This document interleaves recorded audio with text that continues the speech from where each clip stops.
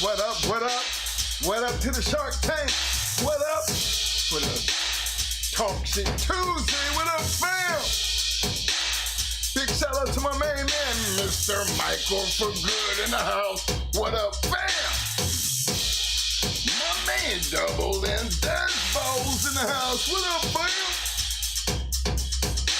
My man Will Kennels Combine in the house. What up, fam?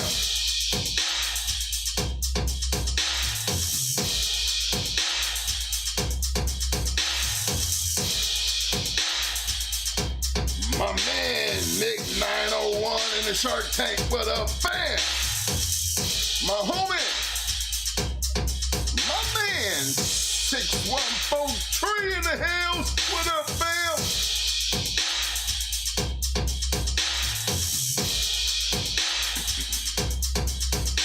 Shout out to my man, Cayman Sin in the house, what up, fam? My man, Mr. Larry Wallace in the house. What up, fam? My man, Ben Brockton's in the house. What up, fam?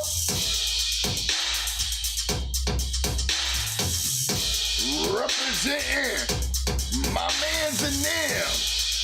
Alligator only Kennels in the house. What up, fam? Big shout out to my homies, City Boy Kennels in the house. What up, fam? The one and only long-time supporter, the man, my man, Mr. Dickie Foster's in the house. What up, fam? Big shout out to my main man representing Viking Family LG and Skulls in the house. What up, fam?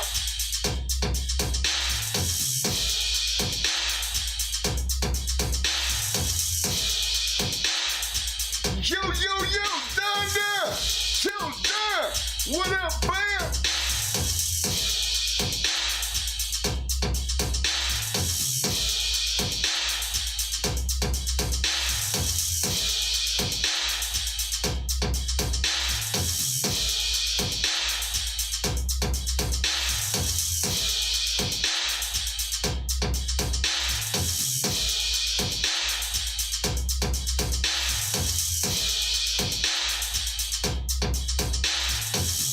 Shout out to my man, Windmill!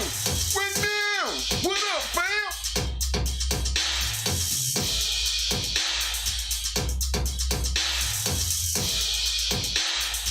Shout out to my man, A1! Representing in the Shark Tank, what up, fam?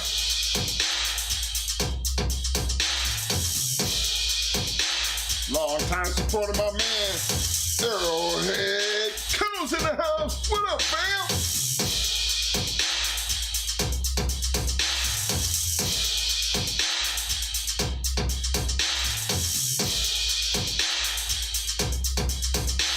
Big what up to my man Tom Poyer's in the house. What up, fam?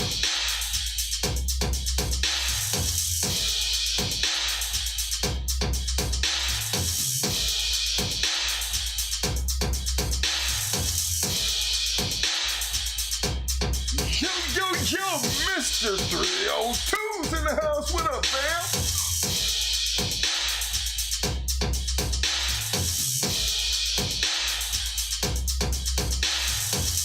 My man, High Key Lee's in the house. What up, fam? Big shout out to my man Ben Brockton coming in, getting this party started off right, kicking the dough out with the 5-piece. Appreciate the love, fam. He said, free Trump.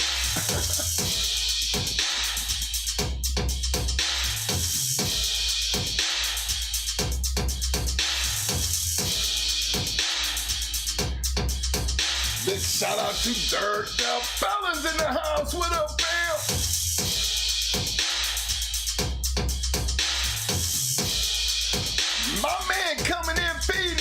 with the big 20-piece. The one, the only, Mr. Tom Coyle coming through with the big 20-piece. Appreciate your love, fam.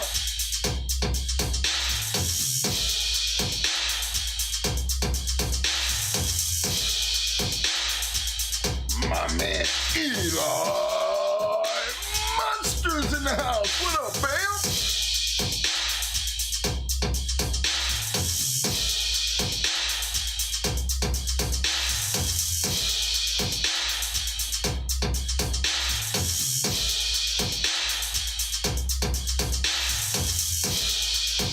My man Almighty One. What up, fam?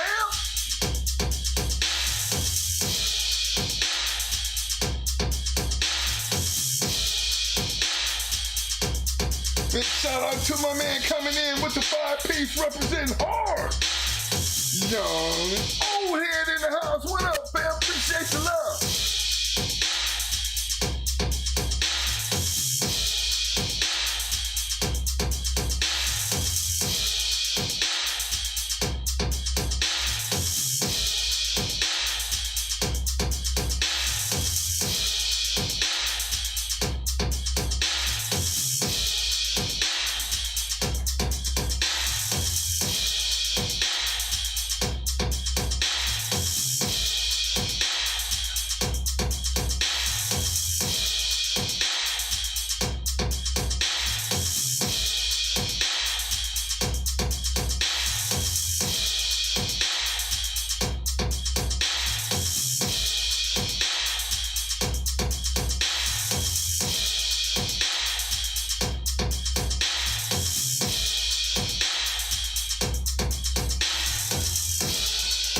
This special shout out to my man, the young old head, first time stepping in the room. Young old head, usually my man, as you notice, you fall up in here, you see all this blue up in here, we call this the shark tank.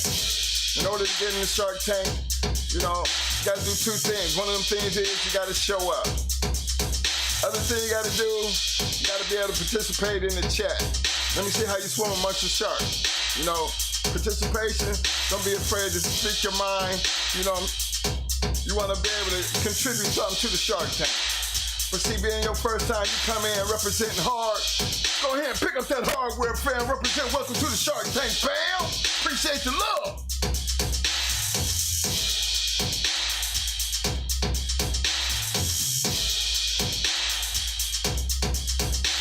I want to give another shout out to my man, first time hanging out here in the Shark Tank. My man, Bad 45, representing in the Shark Tank tonight. Welcome to the show, fam. Yo, Shark, show him some love. Bad, as you notice, man, it's blue. And as you probably heard me just say, it don't take much to get that blue, fam. You done showed up. That's one of the things you got to do. The second thing is participate in the chat. Don't hold back on nothing. Share your knowledge. You know, be around here. All we ask you to do is show respect for your fellow dog members, Shark Tank members. Fam, you will be getting that hardware. So welcome to the show, fam.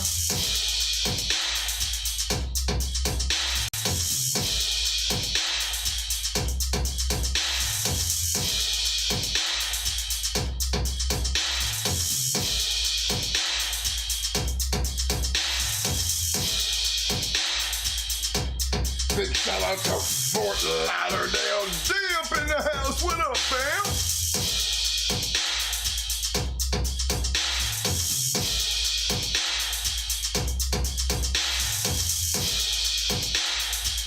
Shout out to Sleep with Rain in the house. Welcome to the show, fam. Welcome to the show. Welcome to the Shark Tank. Shark Tank, show our newcomers some love. Appreciate you showing up, fam. You probably heard me say this once before, but I'ma just run it back to you. Fam. You see all this blue? You done knocked the halfway down there, man, cause you showed up. All you gotta do is participate in the chat. Let me see what you know, man. Let me see how you swim amongst these sharks, fam. You'll be getting that hardware. Don't cost you nothing, fam. Appreciate the love. Appreciate you showing up. Yo, style. Kennels in the house. What up, fam?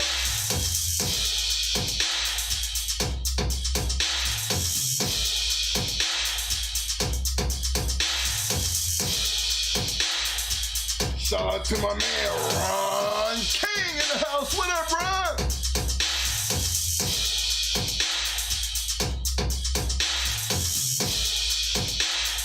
Coming back with another 5-piece.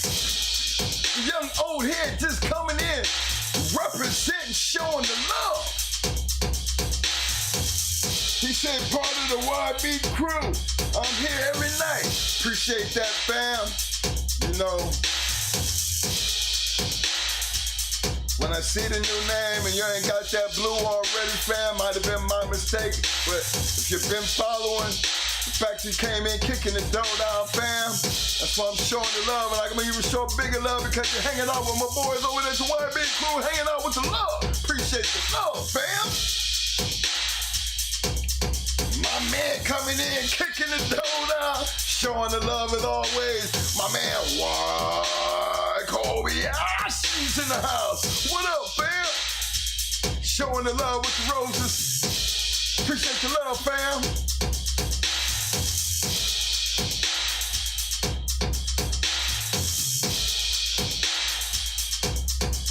My man Dimitri Dot's in the house, hanging out in the Shark Tank. What up, Dimitri? What up, fam?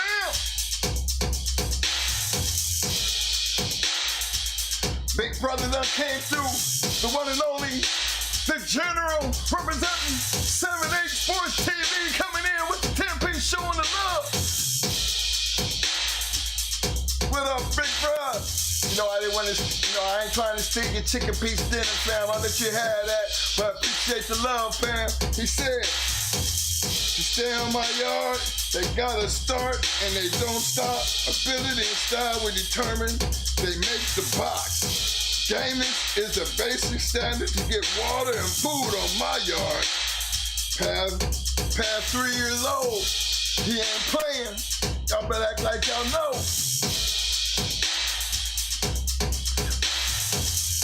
He testing hard, fam. He testing hard.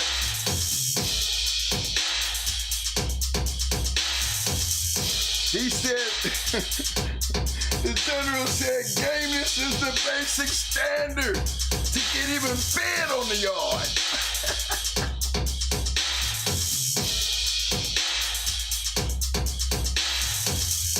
Appreciate the love, fam.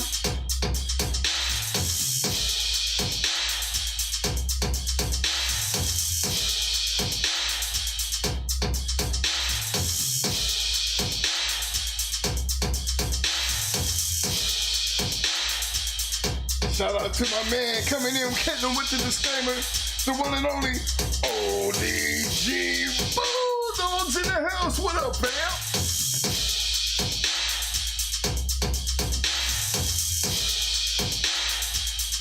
Man, my young old head coming back in, kicking the door down, straightening his hand with another 5-piece. Come on, fam. Appreciate the love, he said. For that book YB working on, y'all gonna be pleased, trust me. You know YB my boy, you know what I'm saying? YB, he put in a lot of work, he put in a lot of time, and he got a lot of skills. And I couldn't trust nobody to handle that book than him. Trust me, they gonna love it. They gonna love it. Big shout out to my man YB. YB, y'all don't understand none of that. But guess what? Yeah, behind the scenes, we working on something. And YB, you're the right man for the job. Y'all better get him on retainer. Y'all better get him on retainer.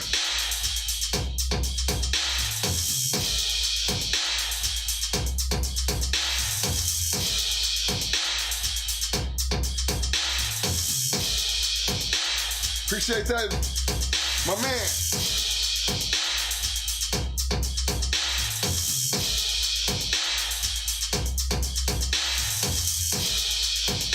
My man, the insane honey badgers in the house. What up, fam?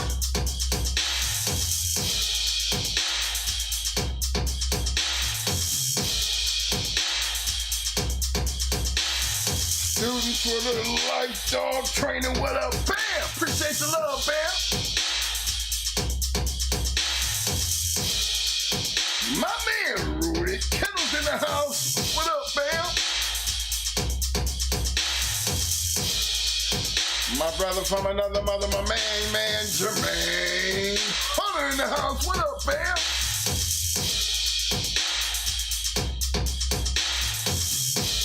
Shout out to my man, JSD, hanging out tonight with us in the Shark Tank. What up, fam?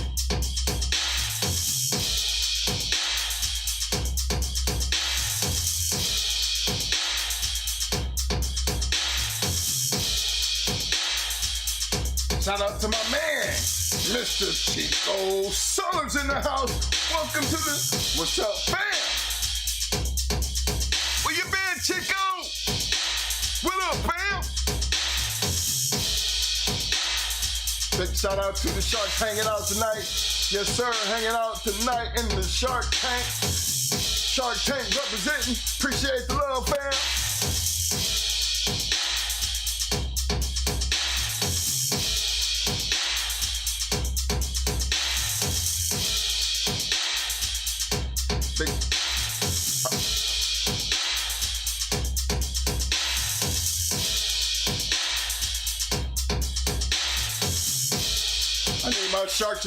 I need them sharks in blue. I need all them sharks in blue to make sure we hitting them damn like buttons.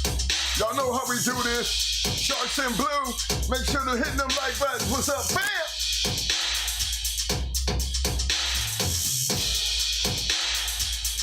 Big shout out to my man. Wow, Mongoose Kennels in the house. What up, fam? Yo, Benny.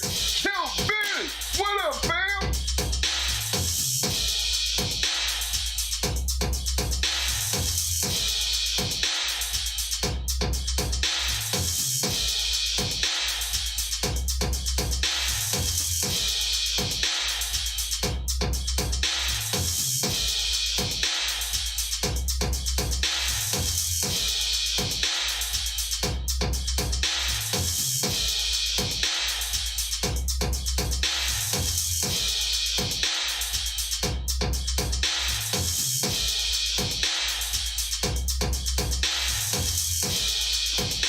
Y'all don't forget to participate in that poll. Don't forget to participate in that poll. To all my viewers sitting out there on the back street, welcome to the show. While y'all sit back, grab that beer, get you something to smoke on, kick up your legs and get ready to relax and enjoy yourself. But while you're sitting out there waiting, if you haven't already, so hit that subscribe button. If you haven't already subscribed, don't forget to hit that subscribe button. You're sitting back there. Before we get started, y'all go ahead and hit that like button while you're sitting back there. Don't forget to participate in the poll. You know we doing temperature checks. Temperature check.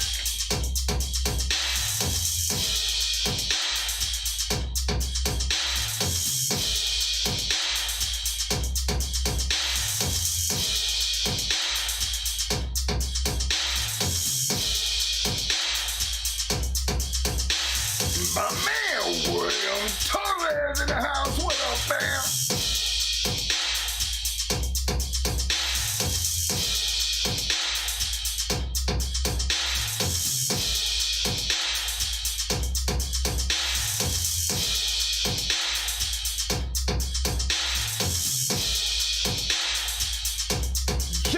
Yo. Old man's in the house. What up, fam?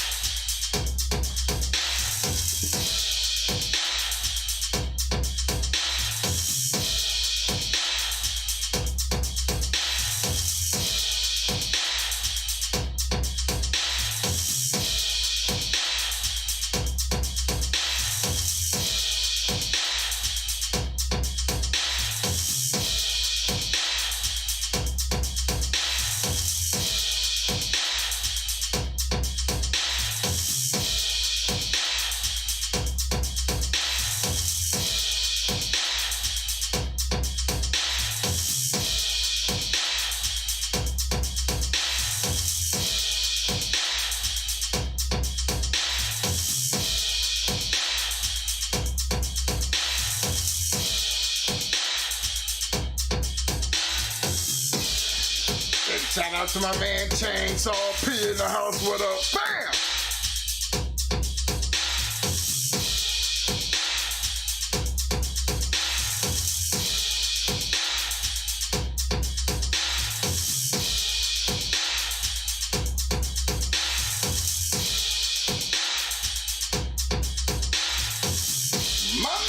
Mr. Bernard Ferguson, Nolan and Kennels in the house. What up, man?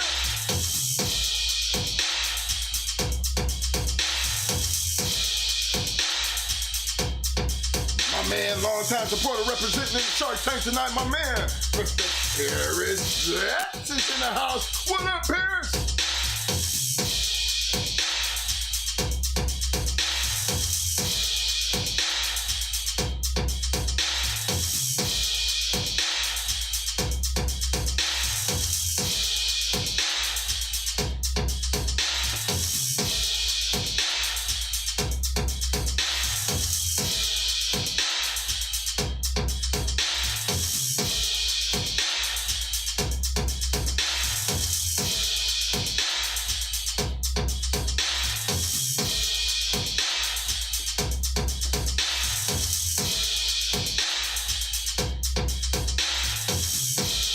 Appreciate everybody showing up tonight for this Talk Shit Tuesday. Appreciate everybody showing up. Don't forget to participate in that poll. We need votes. We need to hit them like buttons. We need to hit them subscribe buttons. Appreciate the love.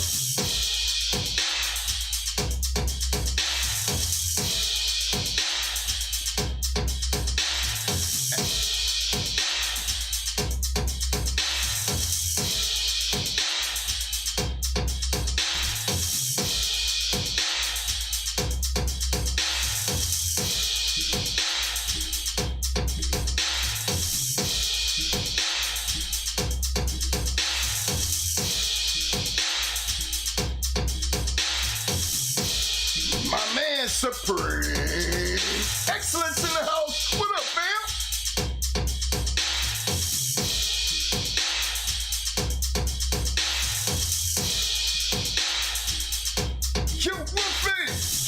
Wolfie. My man, Wolfie Studios in the house. What up, fam? TCB TV in the Shark Tank. What up, fam?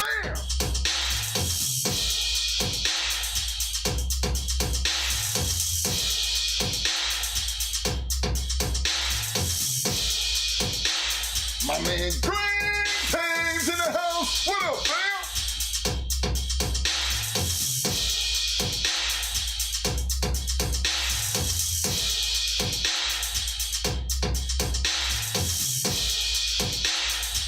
Big shout out to Solo but Connected Kennels in the house. What up, fam?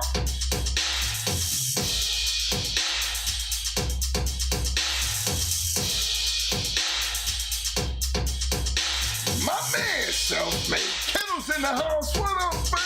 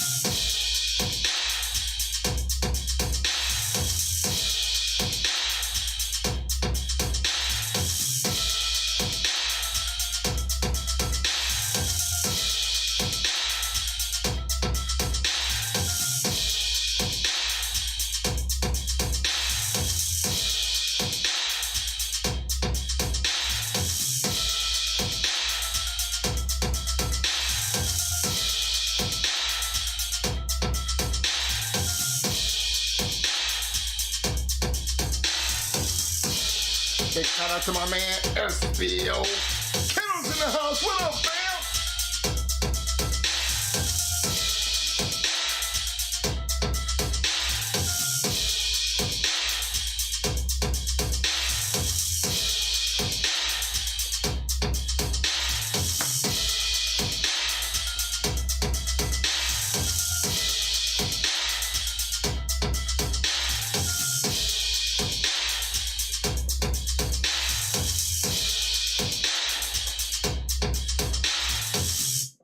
What up, what up, what's up, everybody hanging out tonight with this Talk Shit Tuesday, hanging out in the Shark Tank, or my viewers out there in the back on the back street, just sitting back, chilling. Hey, y'all, don't forget to take that poll. Don't forget to hit them like buttons. And again, appreciate everybody for showing up tonight. Look here, before I get started, I want to say thank you and much love. First of all, to my big brother for coming through, 7-8 Sports, the General, stepping in, putting down the law. Y'all know how we represent each other, so y'all know you got that Patreon page going over there. Y'all know it's off the chain, off the wire, something different. You know he always coming up with something special, always something new. He set the groundworks. All we doing was following, building our own little thing up. But you got to appreciate the man behind the scene, my man General. Big love to you, man. For those who haven't became a part of the Patreon page, you need to jump on it. Me personally, I've been wanting to get over there, but you know me, man. You know, I'm slow because I got so much other shit I be worried about and everything. And then, you know what I'm saying? You got to pay a little bit to get over there, but guess what? The conversation is totally off the chain. Something totally different. It ain't meant for out here. It ain't meant to be in here. It's meant to be right where it is.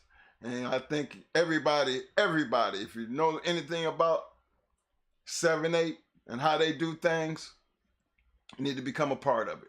Big shout out to my other fellas out there to be representing on the podcast, PBK. You know what I mean? Big shout out to him, showing much love. You know what I mean? Growth has always been a big thing. You know, when it's especially coming from me, like, I'm an old man. So anytime I see a young man trying to do something and can realize his mistakes and fix it and move forward, you know, that's always a big thing to me. And I'm going to give him a special shout out on my channel to let him know, I see you, fam. I see you. Much love. Big shout out to my man coming through with the big 5-piece. My man Solo But Connected Kennels coming up with that 5-piece, showing his love. He said, much respect to GH.CH and the Shark Tank. That's the other thing I want to address, fellas, is, look, man, when people show love like that, you know, when you give to something, regardless if it's 99 cents, it should always be appreciated, you know? And I'm going to always say this because I'm going to always appreciate anytime somebody do anything for me, and especially this channel. And I think everybody just will find it in their heart to give to something that you believe in, because we all do. You know, me, I was just started giving, you know, made a little donation because it was a situation I was in. You know I went through. I got this little box on me. You know, I had my little death experience. And it kind of played little mind games on me, you know. So your boy been kind of wrapped up in that shit for a while. So it's a little group out there where there was other people who had my same experience, you know. And it's crazy to see how people deal with different things in such a serious part of life. That, you know, this thing, it really changes your mind frame. It really changes your whole entire life. And I felt that I needed to give back, you know, because there was a lot of things in there that helped me, you know, helped me kind of, you know, get a better understanding on, you know, what to look forward to moving forward, because it's easier for me to see and understand other people who have been through what I've been through and they share their experiences. And it's a hard thing to deal with, you know, and I'm not the only one. And that's what helped me, you know, get a grip on me, trying to instead of trying to figure out how to deal with it.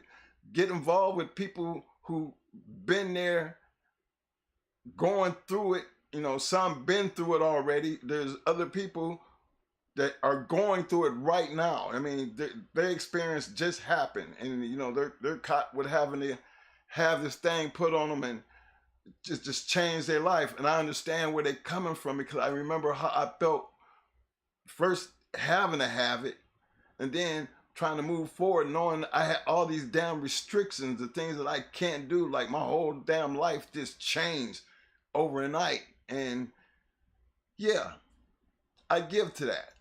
Because again, something I believe in, something that actually helped me.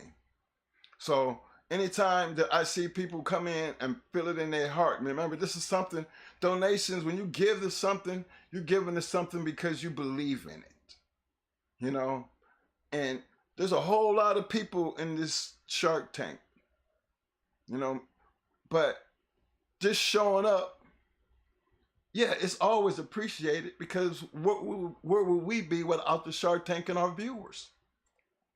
But you got to put that aside, because it can't hold what the people do to find it in their heart to actually reach in their pocket and donate to something. Because those people, they're here for more than just the entertainment value. They're here because of something that they're getting out of this, that they feel a need to give back to. See, those are special people. Those are people who really are looking forward to getting something that they believe in out of what they're giving to. And that's always going to be special to me, man. Always. You know, so for all you guys who just come in here and just do that, man, hey, man, all I can do is this. But then this is why we try our best to always be here Tuesdays and Fridays. You know, try to get the best show that we can give, and be honest and true about how we doing it. Because this is what this is all about. You know, this is all about sharing a life experience. Okay. Now, Friday's show gonna be a special show. I'm gonna get the alert out, you know. So I'm gonna give a little bit of heads up, because I want some of you guys who have wives and girlfriends. I'm doing a special show, you know, strictly for the ladies and the men, but this was for the ladies. I'm gonna have my wife on. I've been married to this woman going on 25 years.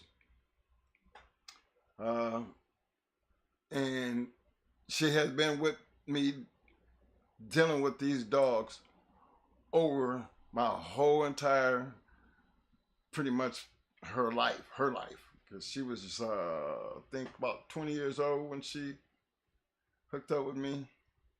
So she was young, and it was a very new experience for her.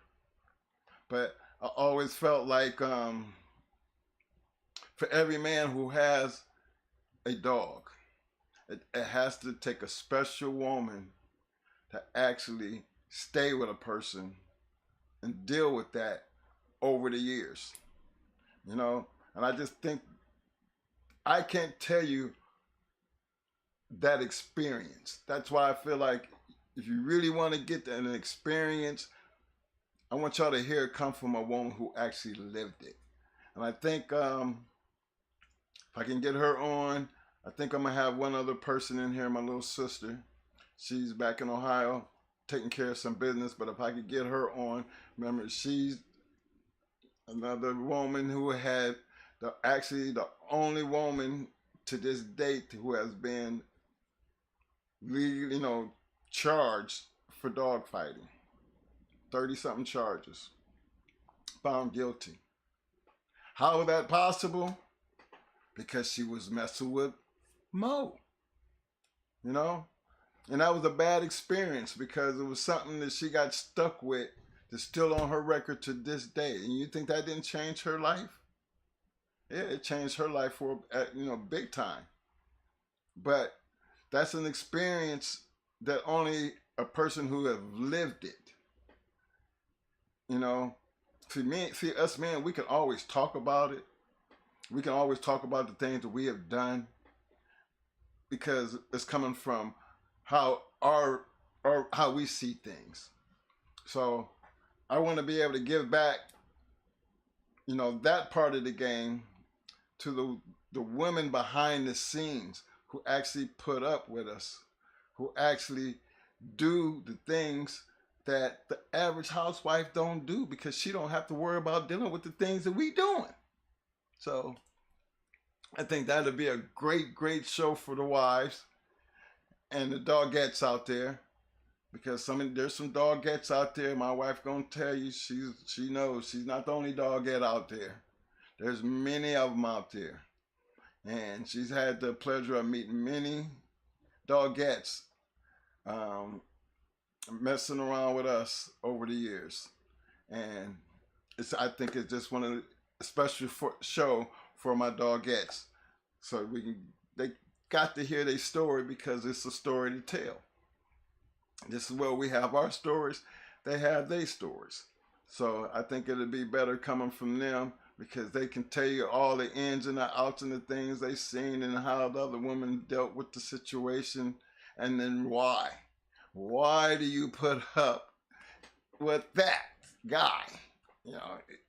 Ain't that much love in the world, but maybe it is. Because in order to love me, you gotta love the dogs. So that's one of the things we're gonna actually hear about and hear from the other point of view. Okay? But outside of that, tonight's show,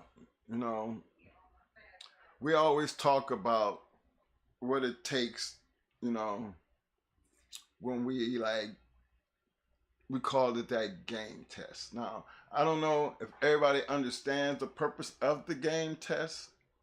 And so when Mo come in, he gonna get it into it just a little bit more, because again, I worded that question because it was strictly for what I meant when you game test. Now, remember, schooling is one thing. See, when you're schooling, there's a lot of things that you get a chance to see what you're working up for, a lot of things you see in the process of schooling. Give them a chance to get their feet on, give them a chance to make up their mind of which way they're going. But that game test, that game test is to me, the most important part moving forward, because everything comes to a head at that point. Everything that you need to see gonna be done at that moment. Any decision you make moving forward is gonna happen that moment. See, if you do it right, everything that you see, remember, we're always about damn what you heard. Pay attention to what you see. As long as you're paying attention to what you see, you got to be true to what you're looking at. And when we game tested back in the day, we didn't we didn't take no shortcuts. We didn't hold back. We didn't say we had our favorites. It was what it was. And there was, to me, a lot of good dogs that we actually get away because they didn't make the team, because we had already set our standards. Like the general said, they got to pass the game test before they even get fed on the yard. Talk about staying. So, there's a process to that, and you got to be able to just be true to yourself, because it's going to be your decision when it comes to how you raise your animal from that point moving forward. Lying to yourself, being kennel blind with yourself, he catches up with you. Because when you got one to get out there and he all of a sudden 10, 15 minutes into his debut, he's standing there looking stupid between your legs, because you did something wrong. But don't act like it's your first time seeing it, or you act like you didn't know. To me, I always felt like if you did your homework, they just don't up and do that, and you not know it and didn't see it coming. A lot of guys, they either don't know how to game test or don't even know what it means. You know, because certain things aren't supposed to happen that easy. You know, journey the good ones, if it's in them, you're going to find it and you're going to see it, and you should find it and you should see it in your game test. So in the process of doing that, you know, in the process of tonight, now, there's many different ways, and there's so many different people who have these dogs, and there's really no real way to sit here and tell you how to do and what you're supposed to be looking for. You know, everybody have a different way of thinking when it comes to doing that. But you can best believe all of us, everyone who game tests should be doing it for the right reason.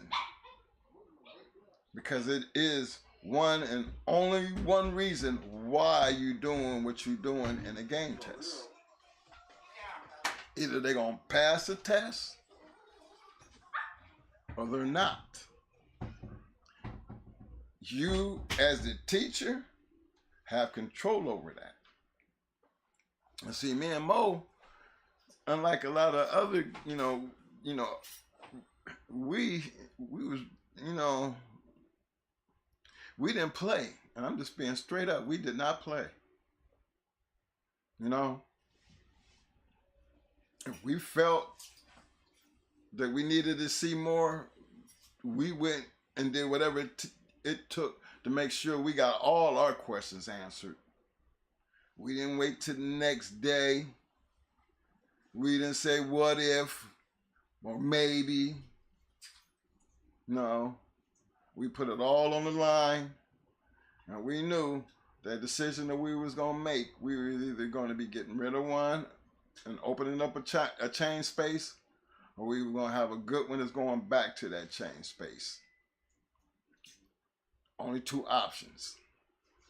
It wasn't about being in love, nothing else. It was all about that moment in a game dog's life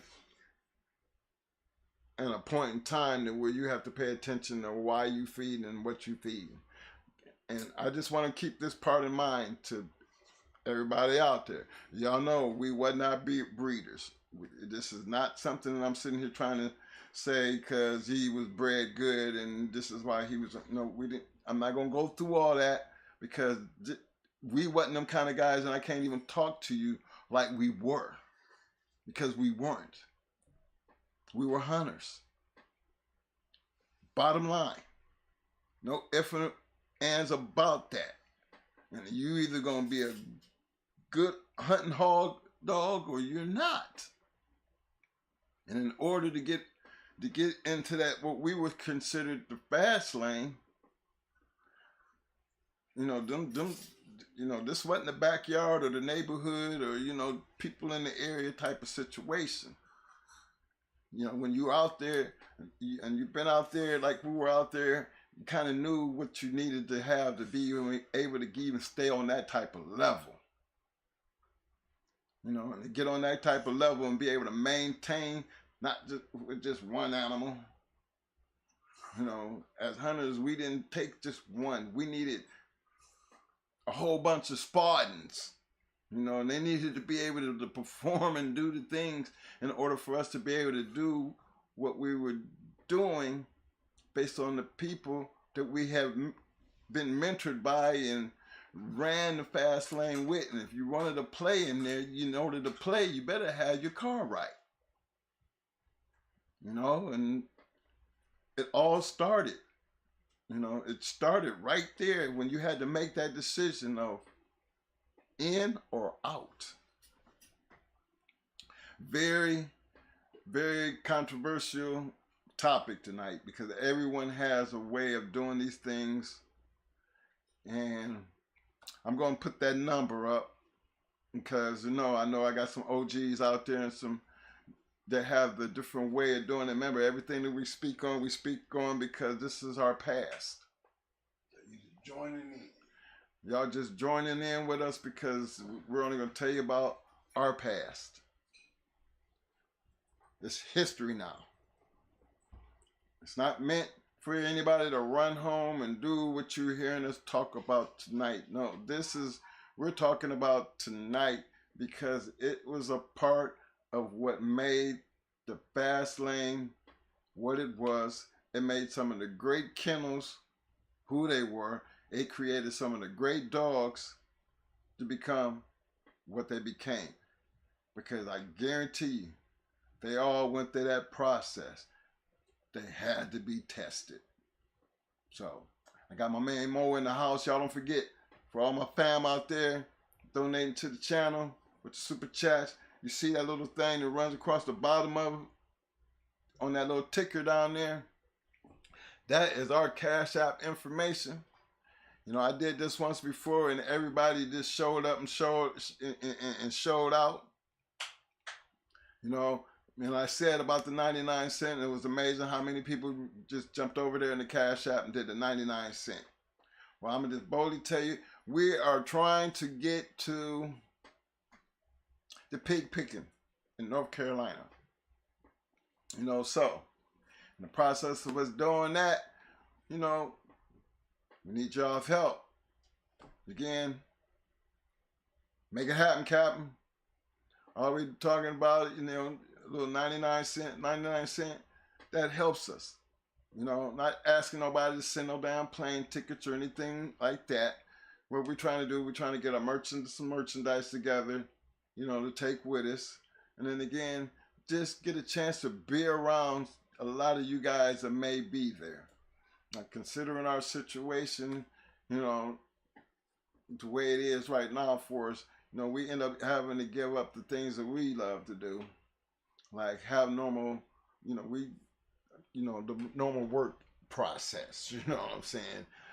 And trying to stick myself in that disability, whatever they call that stuff, or not, SS, you know, collecting my Social Security shit. I ain't got into that phase of life yet because I'm trying to take it like I got more life to live, you know. I might need it, you know, a couple years down the line. So if I was to stop and deal with that like right now, I wouldn't be able to get nothing else but that right now. If I wait a couple more years, I'll be able to collect full Social Security. Then I'll be able to be like, oh, okay, I'm cool with that. I put enough time in there. And that's hopefully if it's even around. You know, some of you young guys, y'all wouldn't understand what I'm saying. But some of my older people out there, y'all know where I'm coming from. When you get up in this age right here, you know, life ain't easy no more, especially some of us have to retire. But with the cost of living going up, you know, that retirement check don't change. That pension check don't change. So some of us forced to have to go out here and find other ways to make money. That's life. That's just a part of getting old. So imagine having to be told when you feel like you got so much life to live that, you know, hold on. Like they told Mo was supposed to be out of here in 3 years.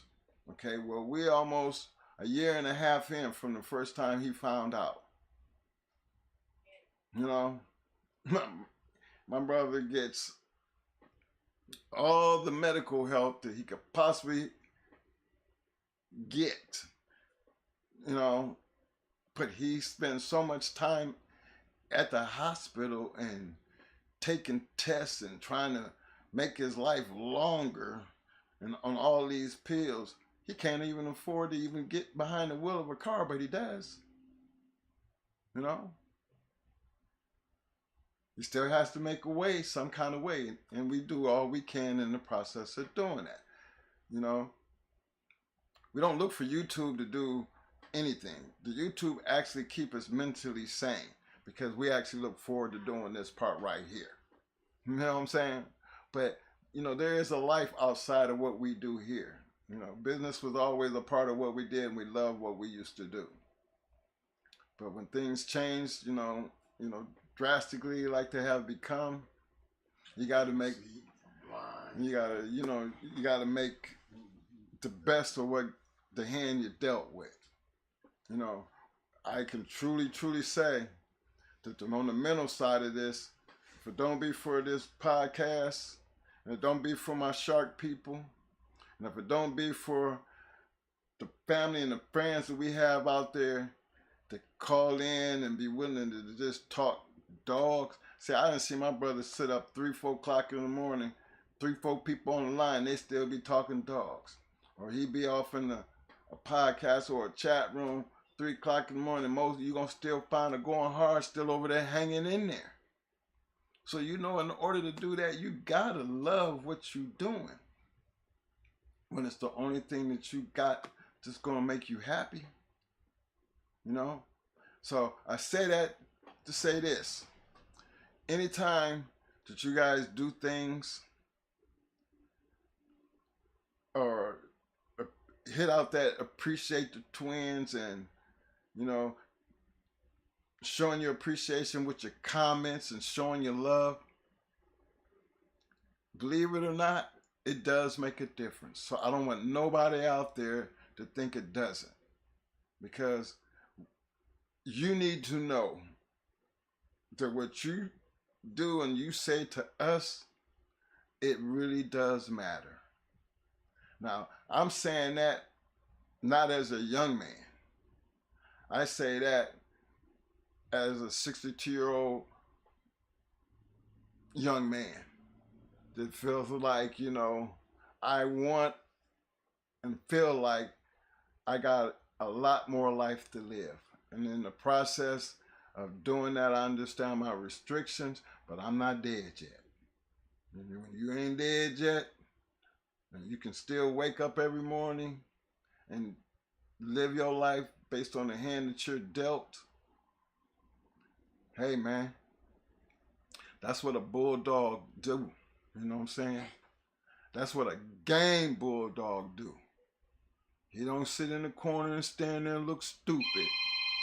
He don't sit around there and be looking up at you and be like, what you gonna, looking up in the sky, Lord, what you gonna do? What he gonna do is get up, put his stuff on, and get busy. And that is what we live by, because those are the kind of dogs we are. And again, that's why I show y'all the love, because y'all like our handlers.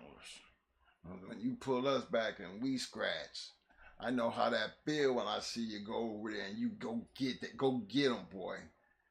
That brings a smile to your face, and that gives you that feeling in your heart and your soul that you know. You see what you see, and you feel like what you've done. And that's how I look at the Shark Tank in this podcast. I see what I see, and I love what I've done. And it wouldn't be possible without you guys. So y'all keep doing what y'all doing and keep hitting them like buttons and keep sending them 99 cents to the damn Cash App and keep hitting them super chats and all that other shit. And if God permitted, we're going to see those who can make it. I want to go hang out. We're going to try our best to be at the pig picking and really get a chance to be around a group of people that love these dogs. I've said my part. Now we're going to get down to the real deal. It's on you, Mo. Yeah! Guess I don't use computers tonight again. So I guess I don't even use computers like for this one. Oh no. Because I'm finna put this number up and we're going to go from there, cool? Get my other phone, man. Make you feel that shit. There you go, Russian. You just got off the phone.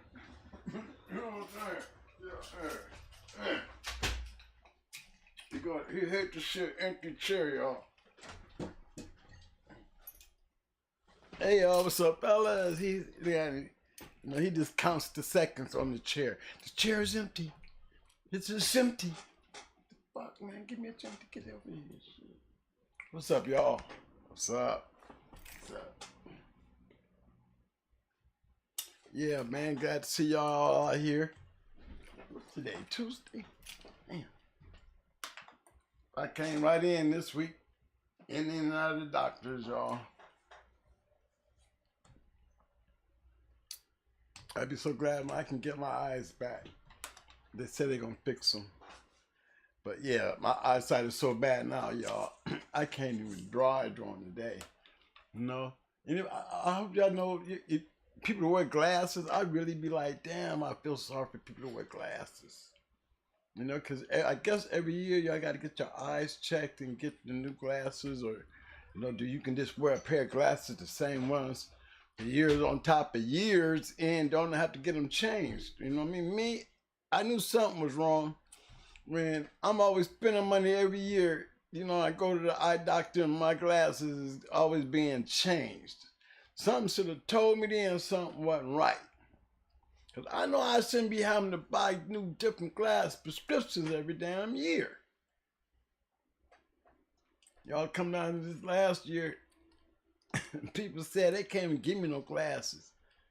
My eyes are so bad that the glasses it's not going to work. No prescriptions going to work. So I really don't have, I'm literally legally blind. So I go to the VA and they want to see for themselves. So they going to do their little test and be like, okay, because we're going to do the surgery. So we're going to see how bad it is. And if we think you need some and we can help you get some until your surgery come along, we're going to do that. When they was done, they said the same thing that the other people said. Oh, giving you any type of prescription, hey, there's no use to doing that. No, let's hope you just don't be, totally, blind by the time we had the surgery. But if you can make it to the surgery, we're going to do our best to fix it. We're going to take all your, I guess what they call them, cataracts, and they're going to put me some new shit in. I don't know what that means, I don't know what the procedure is, but they said they're going to take all the shit out and they're going to put me some new lenses in, and I can get my sight back. But before I can even get into that, y'all, I got to go back through cardiology. I got to go back through GI. I got to go back through anesthesia. I got to go back through vascular. And all these people have to say that I am able to go and get my eyes done. And all these people have to sign off. Now imagine, ain't nobody gonna take that list and sign off in one day. So I really hope that I even got some damn, some eyesight to even see the damn camera by the time this shit go through. I might have the surgery by the end of the year. So if I start looking like I'm looking now, because it's really been bad lately, my eyes look like I'm blowed and squinchy, because the lights are starting to aggravate it. So I'm trying to hold my eyes open. I'm trying to look on the TV screen to see, because I hate looking at the show, and I'd be looking like chicken chow, like I ain't no Japanese Negro, or I ain't smoking no goody goo, you know what I mean? That ain't what's wrong with my eyes. So I be trying to keep them like, because that shit don't be looking good for me, But anyway, let's talk about these dogs. Anyway, all right. Let's tell you about the poll. Mike gonna give me the update on the poll. Okay, poll tonight, fellas. So far, we got 124 votes. Historically, when game testing American Pit Bull, what attribute was the most important? We have style at 9%. We have ability at 18%. 9 and 18. We have heart at 70%. And we have intensity at 3%. Appreciate everybody who has voted. Don't forget, the voting poll is still open. If you haven't made your vote, make your votes now. Well,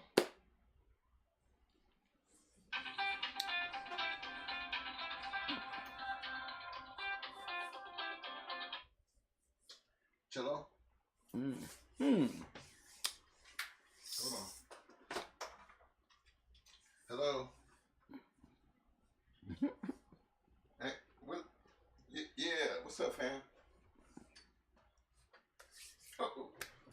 What's up, man? What up? Who's that? Oh yeah, what's up, man? Okay, hold on. Hey.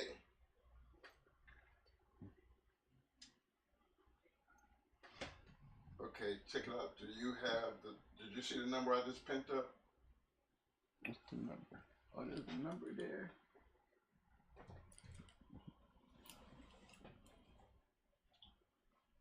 Okay, hold on. Okay, while they doing that, everybody go ahead and grab all your stuff. Grab your yard. Okay, Grab your pens and papers. Everything, and jump on the bus. Let's go back here to the past with me, so we can discuss this poll here. Don't forget, I need to bring everything. You're thinking caps and all, because we're gonna take your yard and we're gonna take your yard and we're gonna establish it in my world tonight. Okay, for instructional I'm here. and fictional purposes. Hold on 1 second.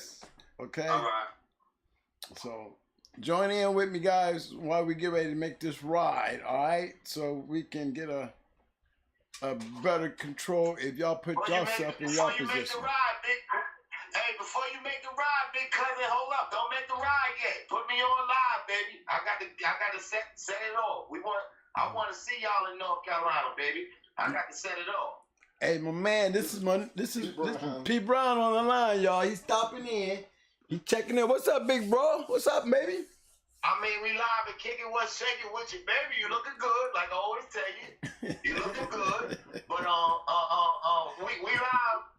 live going hard. Yeah, we live, bro. We was live when you first started. Let me tell a brother something. I'ma set it off tonight because I know it's a lot of brothers in NC from all over the world that be in the chat that's gonna be at Tom Garner's little cookout thingy, right? And everybody ain't going to get no motherfucking dog from Tom. We going to network. That's what people go there for.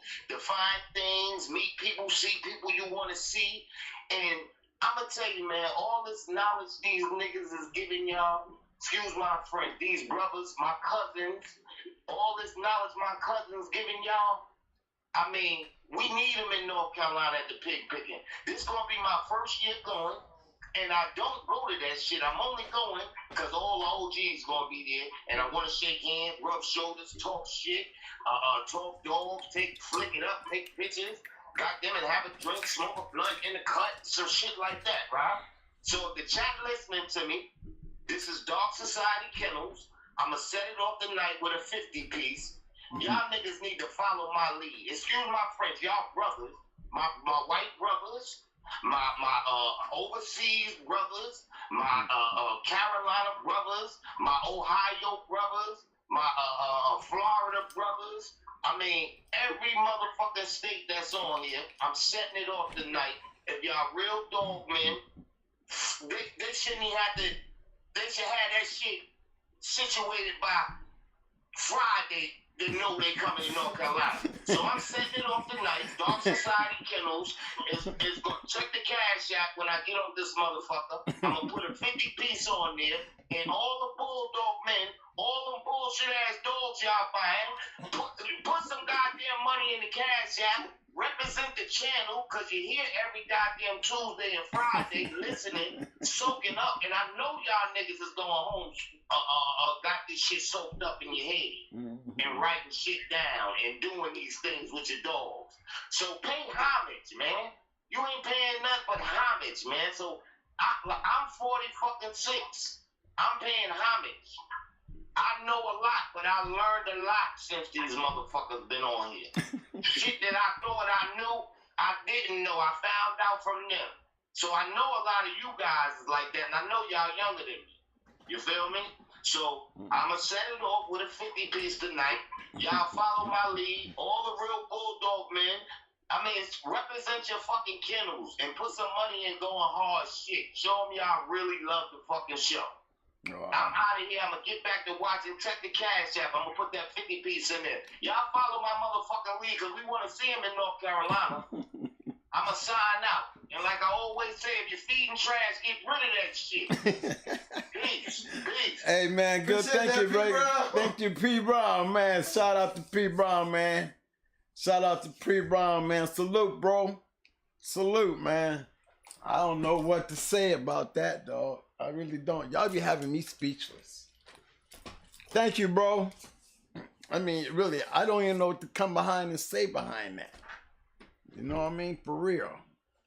I mean, for real. I'm sitting up here just, I gotta fix my face to talk again because it's stuck in the smile, you know. That was some cool ass shit, man. I have to tell you, bro, that was some cool ass shit. That was. Thank you, bro. I'm trying to say thank you. And you know what I'm saying? I'm trying to respond to the crowd like, yeah, you know he right. But I mean, I don't even know what to say behind that. You know, I ain't got nothing to say behind that, you know, but to smile and say, you know, thank you, thank you, thank you, thank you. And man, I'm going to get there. You know what I'm saying? You know how that go. I've been doing this for over a year and a half with y'all. Been through some shit. And that's probably the only reason I'm still here trying to beat the odds. You know, everything on the outside of this shit, man, is like it's trying to grab on a dude.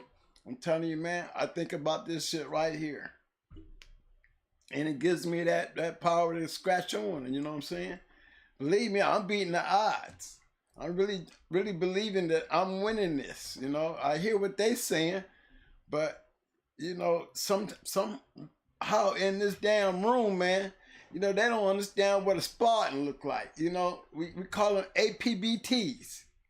You know, PTs, you know what I'm saying? American Game Dog, Pit Bulls. You know, they don't know what that is. They don't know the severity of somebody who really carry that inside.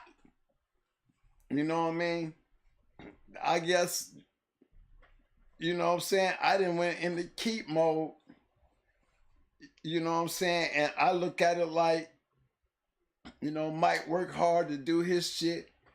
You know, he gets up in here and he says his, you know, he sounds like, I don't know, if me and him was really on a national evening TV show, you know, and he had to open up the show with the jokes and bringing the crowd together and shit, you know what I'm saying? We would probably be a pretty good team, man.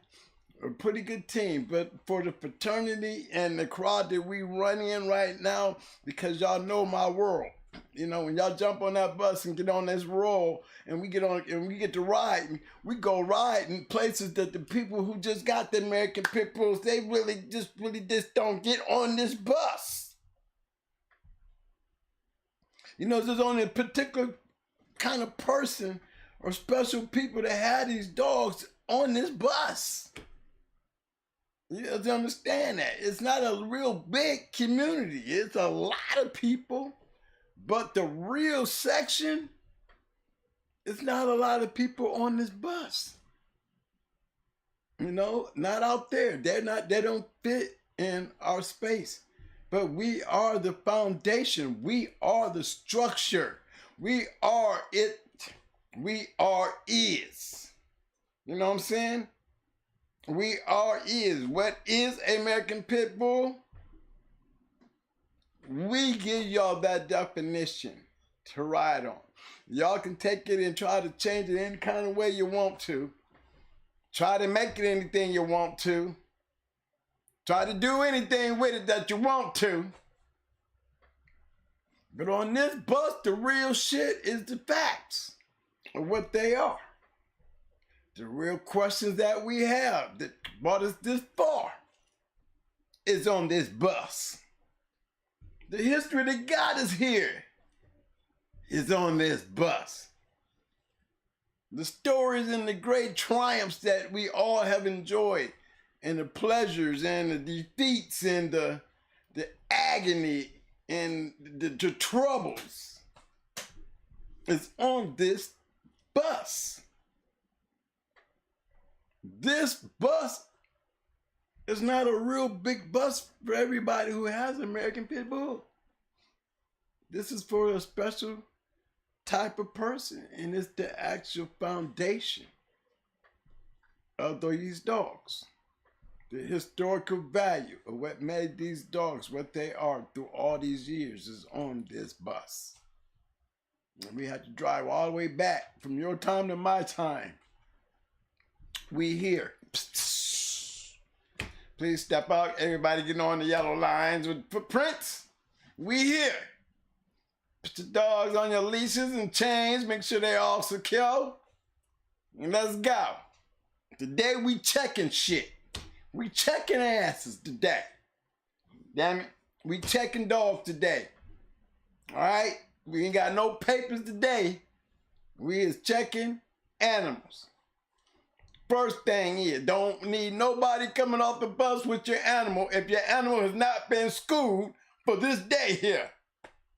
That's the first thing we got to get to understanding with the green kids who jumped on my bus with the damn animals with the misperception that every time you roll your dog, you need to have your dog game tested. You gotta first teach your dog to understand what a style is. How you gonna know he got a style if you don't learn a style? You gotta take your time, give him little short things and little different looks and things as different things and looks, period. So just don't jump out there and every time you're taking these looks and peaks and shit, that there has to be a breakdown to his game. You just have to still build a young dog with grace. Remember, I tell you, don't never let your puppy lose. You turn that puppy into a monster and so damn confident when it's time for him to break out there and shit look raggedy.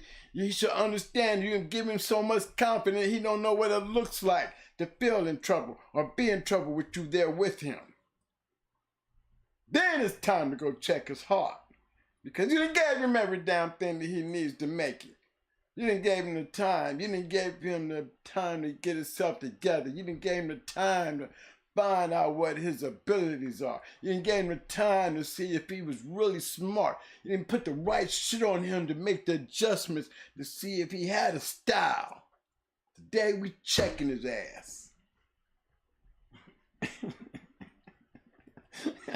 He's the last thing on the damn list. The most important thing. Today, we checking his ass. The whole damn reason we here. Okay? That's number one thing. It's the last thing we do. But it's the most important thing we do. Okay? It wouldn't even matter how your shit is bred. Don't have nothing, all that's out the damn window when it comes to this day here. It's the last thing that we got to do today, y'all. But it's the most important thing. My thing is, let's stop that right there. Okay, before we do this, let's go back down through the list because we want to make sure we did everything right. Because this is an important day here. This is an important day. You gotta make damn sure you gave this puppy every opportunity. Because you lacked in anything, and what you get is what you put in it. All right? So you better make damn sure that all your check marks is done. Because when that son of a bitch quit on you and you standing there looking like, you hope you ain't got a room full of people. Because you've been jocking on this motherfucker's shit all the time, talking shit on how good he is and bringing his papers around like he's, goddamn it, Blackjack or Jeep. You know what I'm saying? And all of a sudden he didn't pull it up because every time you turn around, you teaching him something. And as long as he whooping something's ass, you, whoa, yeah, hey, yeah, what I tell y'all? Now. Then every time he start looking like he getting in trouble, man, that's enough, cuz. That's enough. I'm just working with him. And he out of there. But today, you done did all that, but today we get to see how good he really is. Because today we checking shit. Today we got the people in the room. No, man. You can take your dog and take him home, man. I'm telling you right now, bro. Your dog you ain't testing your dog, man. Testing your dog don't mean he has to beat up everything. Testing your dog don't mean that he has to always be down there getting beat up. But at some point, testing your dog it requires a little better situation here. You understand what I'm saying? You know, like in the service here, you know, when we go out and do war games, they put us in situations where, you know, hey, this is a real bad situation here we into. Okay, we got to figure this shit out. Now, what you gonna do? You see what I'm saying? I mean, and there be some real bad situations. It's set up for you to fail.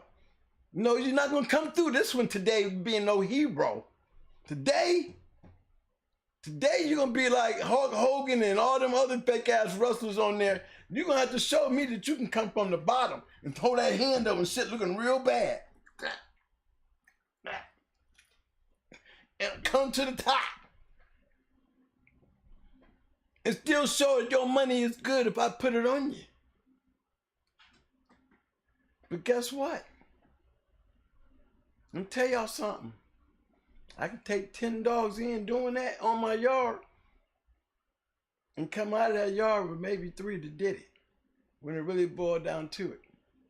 If I start off with 10, that's just really 5 ain't gonna make it. Or we're gonna have a draw.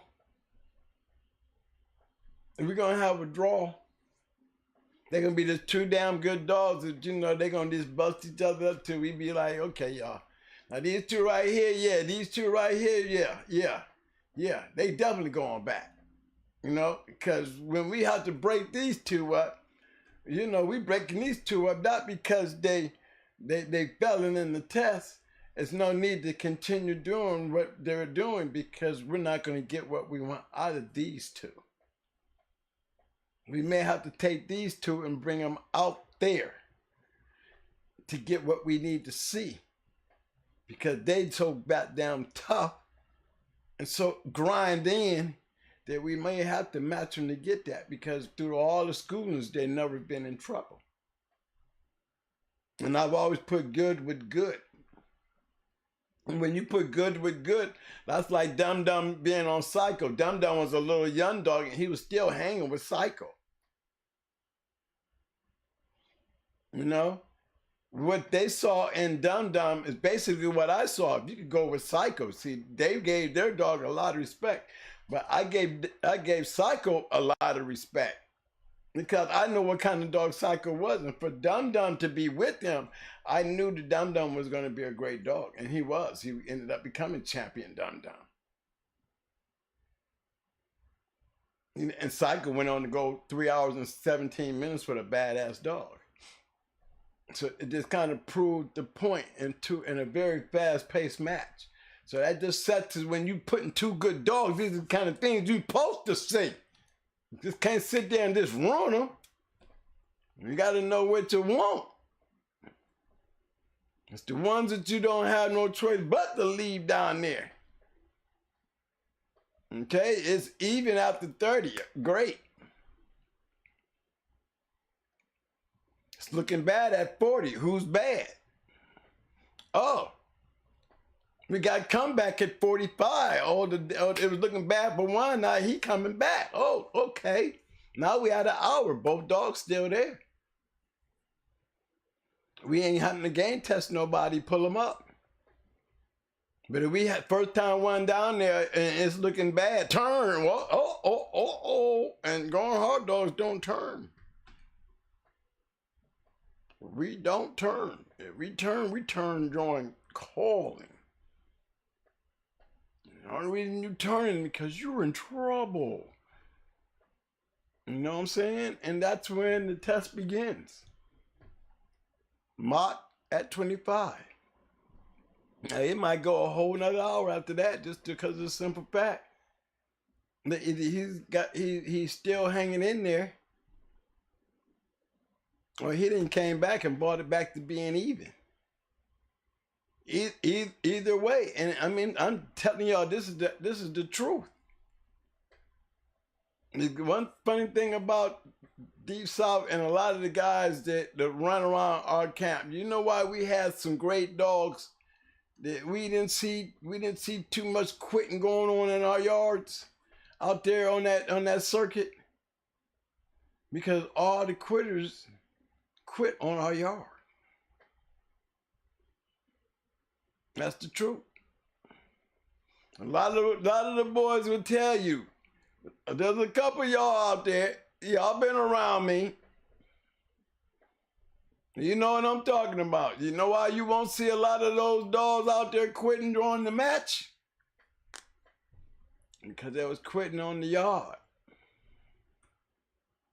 You don't talk about them on the yard. We even barely remember their names. We just know they ain't there no more. But the dogs that we get through to make that and make it back on the chain or make it to where we're investing in their career, there was not going to be no doubt that we're going to be scratching. And if we're going to lose, we're going to be doing some courtesy scratching. And I don't even believe in courtesy scratching. Give me a scratch to continue. I'll take that. I don't want a courtesy. I want a scratch to continue to see if I even got enough dog here to even continue this. Because I'm trying to save my dog. If you say no, then I'll tell you like this. If my dog scratched, brother, you can have the match. If you don't, I'm losing anyway. You know what I'm saying? If you don't want to accept my continue, then I tell you what, I'll concede the match, but I want to scratch first before I concede. I'm picking my shit up. I'm not going to sit there and just kill my shit, and I know I done already lost. There's no honor in just sitting there because you lost, and like, I ain't going to take you home, so I'm just going to let him just lay there and get killed. You know what I mean? That's your ego. And that's one of the things that, you know, that really icks me when I see that going on. I see that going on even in you know, where, you know, we put them down and they be like, let him kill him. You know what I'm saying? You know that back then, you know, people would think that is so inhumane and so cruel. But what I could never understand, when you cut these dogs loose, is nobody sitting there slapping on these dogs. They're not, nobody hitting on these dogs. They're not doing none of that. They letting dogs do what they would naturally to do. You know, we don't do nothing special for these dogs to bang like they do. Nothing special. So, well, I can't never get an understanding on when they be talking about such cruelty things, when we out there in them woods and we snatching up squirrels and snatching up raccoons out there in the wild with our animals and running down shit with our animals like those hogs and shit like that. Hey, the way these dogs be bucking on that ass, I mean, y'all don't call that cruel. I mean, it's still animal life. So I've always had a problem trying to, you know, decipher what these people are really trying to tell me when it don't make sense to me if I see it in so many different other avenues. I just don't understand that, especially when it's my shit. I'm feeding this shit. I'm the one cleaning up this shit. I should better do anything I fucking want with my animal. I mean, I don't understand the part about being cruel.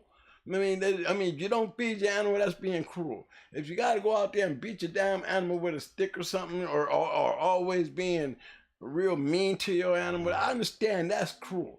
But to do with your animal what they bred to do, whether it be out there running a duck that you shot out of the sky, or running your damn Irish settler out there to block up a squall, you know what I'm saying? You know what I mean? You know, it's still fucking with them damn animals. What you call them little pat terriers, man, them little things that be running there killing the rats. What you call them little pit bulls? What they call them? Patterdales. Yeah, look at the little patterdales. Look, you got rats in your barn? Psst, get me 4 of these little motherfuckers right here. These little pit bulls. They little pit bulls. They little pit bulls. If I can train one, I would have them trained to kill them, and as they kill them, to go put them in that bucket over there for me, son. Don't leave, just don't kill him and leave him out here. I got to rake all this shit up. No, just go snatch him up, break him down, and go throw him in the bucket, and then go on out there and continue doing. Because them little patterdales are some little pits, y'all. Them little patterdale terriers, them boys, they a whole nother line in their damn self. Let me just shout out right quick. And I'm going to give a special shout out to my man Green Team coming in with the 10-piece. He said, thank you. Fuck with y'all show hard. He said, fuck with your show hard. Shout out to the other channels, but GHK is undisputed. No question to ask, period. Green Team! Green Team, baby. That's that team shit, that green team shit. I know what's up, baby. I know what's up. I'll probably catch you down there in the probe somewhere, probing. Yeah, I know that. I feel that, bro. I feel that. I feel that. Thank you. But he right, you know. He right. Thank you, man. I don't know about all the other podcasts, because I don't think the other podcasts could ever be what we are, because we are different. You know what I mean? I'm not here to do anything but to take y'all back here into the dog fighting world. You don't hear me biting my tongue about that shit. You know, I'm not trying to avoid no swings or none of that shit. We back here where it's safe, and we can talk, and we can imagine, and we can, you know, make all the official notifications that we want pertaining to what's going on about something that's going on that it's never going to change. So let's hang out. The little paddledales be snatching up them rats, tearing their asses up. Them hog dogs, them bulldogs be running out there snatching up them pigs, be fucking their ass up. I done seen them run down a fox. A pit run down a fox. And you know, them little motherfuckers is fast. Yeah, man. Shoot, I had one, I don't know what kind of cat this was, y'all, but this cat was an aggressive motherfucker. You know, I ain't never seen a cat run up on a bulldog and jump on him. I don't know what he was on. He must have got a hold of some of that fentanyl or something. You know, he must have found a needle or something and got into some bad water. And he thought he was Jeep. Hold on. I gotta give another special shout out to my man Windmill! Coming through with a 20, please, kicking the dough down. Kicking the dough down with the twink. He said American Brood Stock Bulldogs is with GSK and all the sharks. This is it. Scratch till my last breath. There ain't no last breath, so let me go. Appreciate the love, Windmill! Thanks, Windmill. Yeah, man, so, you know, that's the thing that I'm trying to tell y'all, man. It's like, okay, here we go again. Hold on. Big shout out to my man, Mr. Prentice Car kicking the dough down with the Twinkie. The big 20-piece, appreciate the love, family said. Love the show, appreciate the twins, and the Shark Tank. That's Baby, right. you're part of that Shark Tank, man. Appreciate you, fam. Man, you better get my shirts together, man. I need my hat. Look, I ain't got my shirt. Look, y'all see my hat? That hat right here is made for the Shark Tank. Yeah, y'all see that? Look at that. Yeah, it's put down my Shark Tank emblem right here. Right here. This is what this hat is specifically for. It's my Shark Tank hat. Yeah. Okay, let me get back on this, yo, fellas. So, when people sit there and they try to make an excuse about the way we call these dogs, you know what I'm saying? And this goes for all of us in general. In general, if there was one time for you to be real cruel to what they assume is cruel, because if you know, I would call cruel if I'm gonna let my dog stay down there and let something just chew on my dog, knowing my dog does not even have a chance. That's being cruel. I mean, that's being cruel.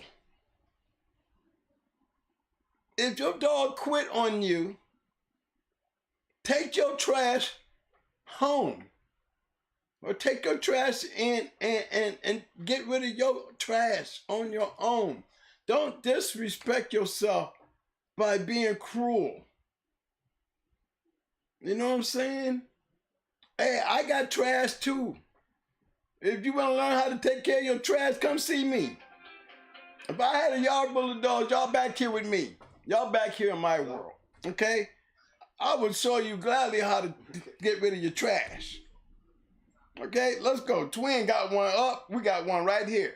We got one right here. He looked like he done. He just laying here. He ain't trying to do nothing. Let's go ahead and take him to the corner. This is it right here. Matter of fact, he wasn't doing that and he was getting chewed on. He wasn't doing that anyway. So, you know, I'm not a cruel person. Let's give him, here's my scratch to continue. This is it for him. Here's the final door. This is it. This is him to go. Oh, what's his name? I done forgot his name already. Yeah, look here, y'all. I was shaking him up and encouraging him and everything. I'm trying to bring him back. I'm trying to give him every chance that I got. There's a lot of bags of dog food I done wasted on this son bitch, but he's got it. Here it comes. So I'm gonna make sure I did my part. Come on, son. Okay. Oh, Lord. It ain't looking good. And by the time you get to 10, I done forgot his name. By tomorrow, I don't even know who he was. Go ahead, we pack him up. Go ahead and pack him up. Now, how many dogs do you think we do that to? I would honestly believe it's 60%. My boy, P. Brown. Hey, big cousin, this P. Brown again. Look, the poll is so great tonight because that poll. I mean, what's the poll again? Say the poll again. Break it down for them again, cause I'ma break it down how you trying to break it down. They putting it all in the wrong. They putting step 1 with step 2. The last step they putting it first. I mean. I just want to break it down. How you trying to break it down, big family? Well, we're going to let you break it down. Then go ahead and handle it, man. We're going to let it. All right. Mike going to read it off, and then you go from there, all right? Yeah. Read the poll off for me. A through B, baby. Okay. Historically, when game testing American Pit Bull Terrier, what attribute was the most important? Style, 10%. Ability, 19%. Heart, 68%. Damn, it's dropping. Intensity, 4%. All right, boom. Every one of them motherfuckers play a big part in schooling. But you don't get to see it all at one time. You understand? That's where motherfuckers fuck up at. Just how a motherfucker say, listen, you don't go there first on your first, historically speaking, you don't go there on your first test to see if your dog got heart. Because if you're doing that, that means you're game testing them soon as you turning them on. I mean, that's the last fucking step. Any dog will fight. All dogs ain't got that heart. You understand? So that heart, that's the last motherfucking step. You feel me? But all of those things are a part of schooling. Style. I mean, you want to know your dog got a style, but you want him to develop that motherfucker so he could know his style. Like Going Hard said. He has to develop it. And to develop a style, you have to be on different styles. You understand? But all of this is a process. Don't put one step before, don't put 2 before 1 now. So, all right, when we go in there, only thing we looking for is what the dog gonna show us in a little bit of minutes that we looking. I mean, that's the first motherfucking time you take your dog in there. Historically speaking, this is what I look for. What he showed me in a little bit of minutes. I'm not looking for nothing else. I'm just looking for what he showed me in these couple of minutes, few little minutes. I put him down there. All right, I'm going home with that. Mm-hmm. Okay? Mm-hmm. He showed me that he liked it. You understand? He didn't show me that he loved it, but he showed me that he liked it and that he knew how to handle himself. Yes, sir. Okay? Yes, sir. All right. Now, my next go round, I want to put him on something that's going to be a stickler, that has a style that just, I want to see something bust his head up and see how he know how to, do he have a style then? You understand? Yeah, can he figure that out? You have to use a style to see if you got style. You understand? And then once you think you got a style, you have to develop it. You'll know if that dog got style because he's going to do that same shit in the process over and over. That's style. When a dog does the same goddamn thing every time he get in there, that's what you call style. You understand? If that son of it, if that motherfucker get in there and dance and tuck his leg and don't let nothing find him and know how to stay out of trouble, I mean, you see that the first time, right? When you put him on style. And then when you put him on something again that's real, when it's time for him to, a few more minutes, you see him do that same shit again.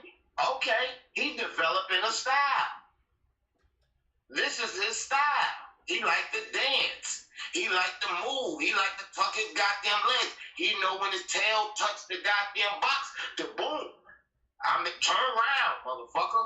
I dance some more. You feel me? He know once you hit the floor, get your throw to your shoulder. Mm-hmm. If he do that every goddamn time, that's his style. But you have to develop that shit. You don't see style in one or two roles. A style is that shit. You see that shit in time. And with the heart thing, I see everybody is with the heart thing. Gameness, that's hard. You feel me? But that's not what you're looking for when you first schooling a dog is gameness. That's not what you're looking for.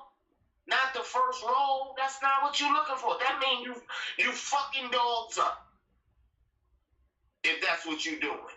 You understand? P. Brown, hold on. I got a super chat here. It might help. You might want to even comment on it, even you, Mo. This is a big shout out to my man, Rooted Kennels. Appreciate the love, Kevin. What's up, Rooted Kennels? With the big 5-piece. He said, ability is key. Heart is there till the hounds show it isn't. I'm looking for the ability to get in there and get the job done. No matter the competition. Yes, that's a great thing. But listen, people get stuck when some people say ability. Ability is a lot of things. You can have the ability to bite. You can have the ability to stay out of trouble.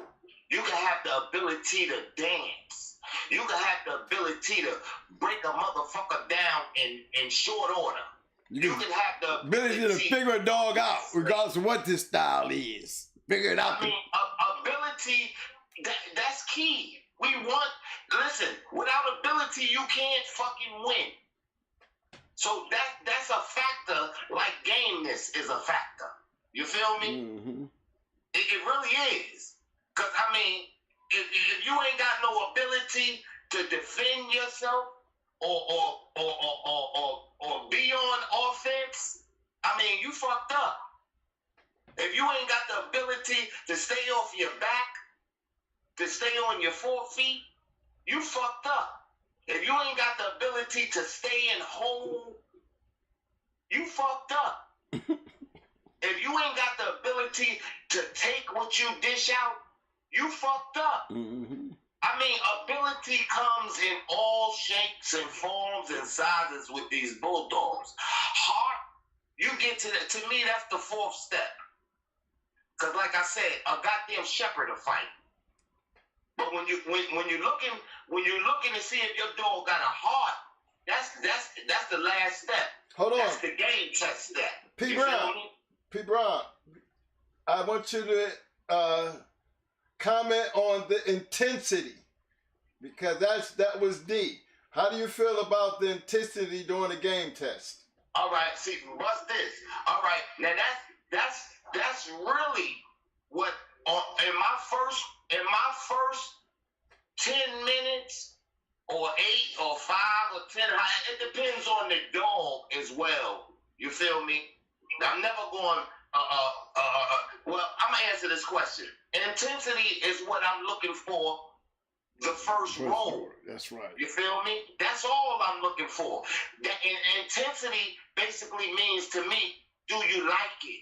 Right. You mad? You mad? Do you like it? That's right. Yes. You this mad? motherfucker making you mad to when I break it up and say, okay, I think he got that's a little bit of time. He got a little time on this belt. And when I take you to the goddamn corner, you screaming out. You want some more. That's intensity. You look for what a fucking dog show you. Everybody look for too much and they miss what they supposed to be looking for. You understand? So that's intensity. That's the first step. When you put that motherfucker in there, you want to know he liked them few minutes you gave him. He loved it. He wanted some more. Mm-hmm. You understand? That's the best sign in the world to go home off a first schooling. That some bitch liked it. You feel me? That's a plus. When you the first goddamn school roll test trial and you put that some bitch in there and you ain't and he liked it. Oh, that's a plus. That's a check on the list. That's a check off. That don't mean he's game. No. Now, that don't take it wrong. That don't mean he's game. That means he liked it. So now my job is to get him to love it. You feel me? You know what I mean? My job is to school. If what he like to do, I'm gonna let him do what he like to do to see if he loves what he like to do. Right. When you find out the motherfucker love what he like to do, then it's time to go. Cause he'll have a style. He'll learn his style. Remember, he got a style to what he like to do. You gotta look for what the dog show you. Your fucking eyes is going to see what the motherfucker's showing you. I ain't gonna get my lighter. That's it. Don't be looking for nothing else. Look for what this motherfucker show you. He gonna show you if he like it. Mm-hmm. He gonna show you if he don't like it. If you're watching, you gonna know if he don't like it. Yeah, that's true. Okay. I mean, you gotta pay a fucking attention. And that goes for do it the right way. Right, anytime you're doing it. Fuck a world beater up doing it the wrong way. Sure can. You ain't looking for no motherfucking heart on no first roll. You just want to know that little motherfucker, he or she like what you introduced him to. Mm-hmm. That's it. That's it. But tonight, we game testing. All that you just said. Tonight we game testing. You get a chance to see it all of it. That's right. It's time to stop looking at them motherfuckers. They over too. Historically speaking, this is how I used to say. I couldn't wait till they got of age. Mm-hmm. I couldn't wait. But I waited. But I couldn't wait to see them. To see what I fed for 2 fucking years. Mm-hmm. You feel me? So, I mean, if you're looking for what they ain't showing you, you know, if you're looking for anything else but what they showing you, you're gonna lose your fucking sight. Schooling is a process. First grade, second grade, third grade, fourth grade. It's like you, motherfucker. You can't. I mean, kindergarten. Nobody don't know if you smart in kindergarten. Nobody don't know if you got a style in kindergarten. That's true. When you get up in the grades, then your style start progressing. I mean, you can't just don't look for these things until it's time to be looking for that. You feel me? That's right. If you see something you're noticing, and if you see it again, and it's the same way, that's style. If he's doing this same thing every time you see him, that's what you can call a style. You can't call a style. You don't know if a dog got a style off of one test. You don't know that. You know he could come from a family that has a style that you could be looking for. Who is it? He could come from a family that got a style. You know what I mean? But other than that, that's not what you're looking for in the first role. You know what I mean? Mm-hmm. What's up, man? Let me give you this motherfucker, man. What is this? Let me pay you off. Yeah, but you don't know your dog got style until a couple of grades. You know? You gotta that's a process to know if you got a dog with a style. You're not looking to see if he's fucking game on no first roll. You're not looking for style on no first roll. All you're looking for in the first roll, you want him to show you that he like it. That's it. Yeah. You don't want to fucking push him and fuck him up. You're introducing him to something. You take it slow. You understand? Mm-hmm. You don't. There you go. You paid off. Yeah, but you know what I mean? You don't you got to crawl before you walk, baby. You got to walk before you can run. What the fuck? Take it easy. Like I said, you motherfuckers probably feeding world beaters. But if you do it wrong, you can't beat the world. It's steps. Yep. I'm going to get off here. Soul Control Twin. The topic was so good, I just had to take it because I see everybody. The poll, I looked at it like all that shit got to do with schooling in the poll, right? Yes, sir. But I see 100 motherfuckers say heart first. You don't get to see that first. There's no fucking way. The only thing you're going to get to see is what he showed you. And that only thing that should be is that he liked it. When you're looking for a dog heart, that means you putting him down for the long haul and letting him and see if he got it to go to the field trials. You feel me? And if that same shit that you've been seeing during the schooling, that same way of handling himself, he do it the same way every time. He got a style. Mm-hmm. You feel me? Then you can stamp him then. But see, the question again in the poll is, what is the most important? And at what point is it important? And the game test. The game test is the final test. That's the heart. That's the heart. Yeah. Listen, gameness it's the blood that these motherfuckers pump through their heart. It's the goddamn will to win. It's the will to die. Historically speaking. So when nigga, if I check a nigga heart, that mean I want to see if this nigga if he a pussy motherfucker or if he gonna go to the limit. Y'all game tested on the first goddamn roll. What the fuck? That's looking for the heart. The heart is gameness. That's all. The heart is gameness.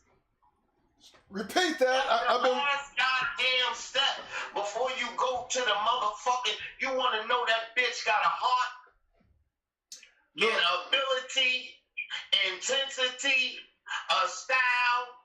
All four of them motherfucking things on the pole is a match dog. Goddamn it! I'm out of here. okay, I'm checking the poll. Shark Tank.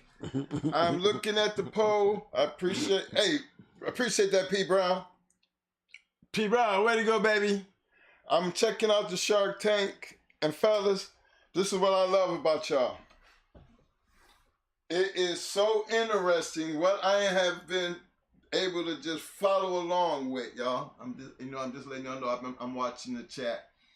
And I'm glad Mo can't see the chat, because a lot of what he's saying is basically fitting what's going on. And then I like the sharks just schooling people. Like, gameness is the heart, gentlemen, for those who really don't know. You know? Same thing for us. The thing is, you know, if you're going to knuckle up, you're getting your ass whooped. Is you going to quit? Or is it in your heart to get in there and do all you can because it's in your heart to keep going? At least fight to get away. At least, where your heart at? You know, people always gonna test your heart if they feel like you ain't got no heart. You know, when we put heart there, I didn't put gameness because I really wanted to see everything that is on that list. You're going to see it all in one moment. The one thing that you didn't get during the schooling period, all the other three, you're going to see number 4 on that one day. Game test day. That's why they call it game test day. That day. Because all the style, all the intensity, all the ability got him to this point right here. And from right here, you're going to see with all that he got going on, do we have the heart? And when you game testing, that is what you're doing. You're put the heart to the test. Now, here we go. Now, then you with all that going on, how do you think? And remember those matches we went over? Remember our last show? For those who don't remember, we was doing matches, and you know, a lot of these dogs was quitting in 14, 11, 20 minutes. They was quitting, and then you say, well, damn, twin, those was big kennels doing that. Those was big kennels with their dogs. They was going out there, was quitting. You know, I don't pull up with shit that's relevant. I gave y'all fast lane kennels, and we saw what they dogs was doing. Okay? We laughed about this shit. You remember? Hey, wake up in the morning, don't even think about going out there feeding the yard. If that was the best shit you had out there last night, goddammit, don't get in the morning and feed that yard. You might want to wait a day. Okay? That kind of shit, all right? Now, what do you think when they get to that point right there and y'all see that shit? The very same shit was actual matches. 6-8 week keeps. I mean, this dog been through all that. Everything that we talking about, this dog been through all that. And then to get out there, this dog didn't done it before. But on this one particular night, his gameness was challenged and he folded real quick. Why did you think he folded? Was it the fact that he really wasn't game? Or was it the fact that his gameness was taken to a limit? That even gameness has a limit. A level. What level of gameness do you have? We talk about all these levels, but do we have a level of gameness? If we have a level of gameness, then ain't no match dog supposed to be going out there quitting in 20 minutes or 14 minutes or 9 minutes. You know, can I accept one quitting at an hour? I mean, quitting at an hour is the same as quitting as in 5 minutes. It's still a quit. It's still over. But is there a level to gameness? I need some help. You've been over this before. You know what I'm saying? When we game testing, you already know. When you game testing, hey, you doing that for free. Yes, plenty of times. That's the time that you need to really be checking your hand. Because I guarantee you, for those guys who were stopping in 9 minutes, they wasn't checking shit. They were so used to beating up shit, they figured, like, I'm going to find out he ain't got to be game. I'm going to be out here taking on the business. Like my man said, I'm going in there with style and ability. I'm going in there to get the job done. Whether you run in there and your job ain't getting done, then tonight your style and ability is not going to save you. And the one thing you didn't check for is going to cause you to take that style and ability and have to go hang it up or get rid of it. And that's the most important thing, the gameness. You're so stuck on winning by beating up and biting hard that when that don't work, you quit. These are the very same kind of things that we talk about with bloodlines. We discuss this all the time. But y'all, when we discuss it, we forget the fact that these dogs are being matched. We ain't talking about no roles. We ain't talking about no game testing. We talking about these dogs are doing this shit in matches. You know, when we talking about the Bulls dogs and they 30 and 40 minutes, the Eli dogs and they 30, we're mainly talking about these dogs in matches. We're not talking about game testing, schoolings, and roles. We're talking about historical facts in the matches that was reported back then in those times. Assuming that all these dogs has been through this program of intensity, ability, style, heart, before they even become match dogs. These things right here should be things that's checked off prior to becoming a match dog. So when you get in a match, you explain to me what had your shit quitting in 9 minutes.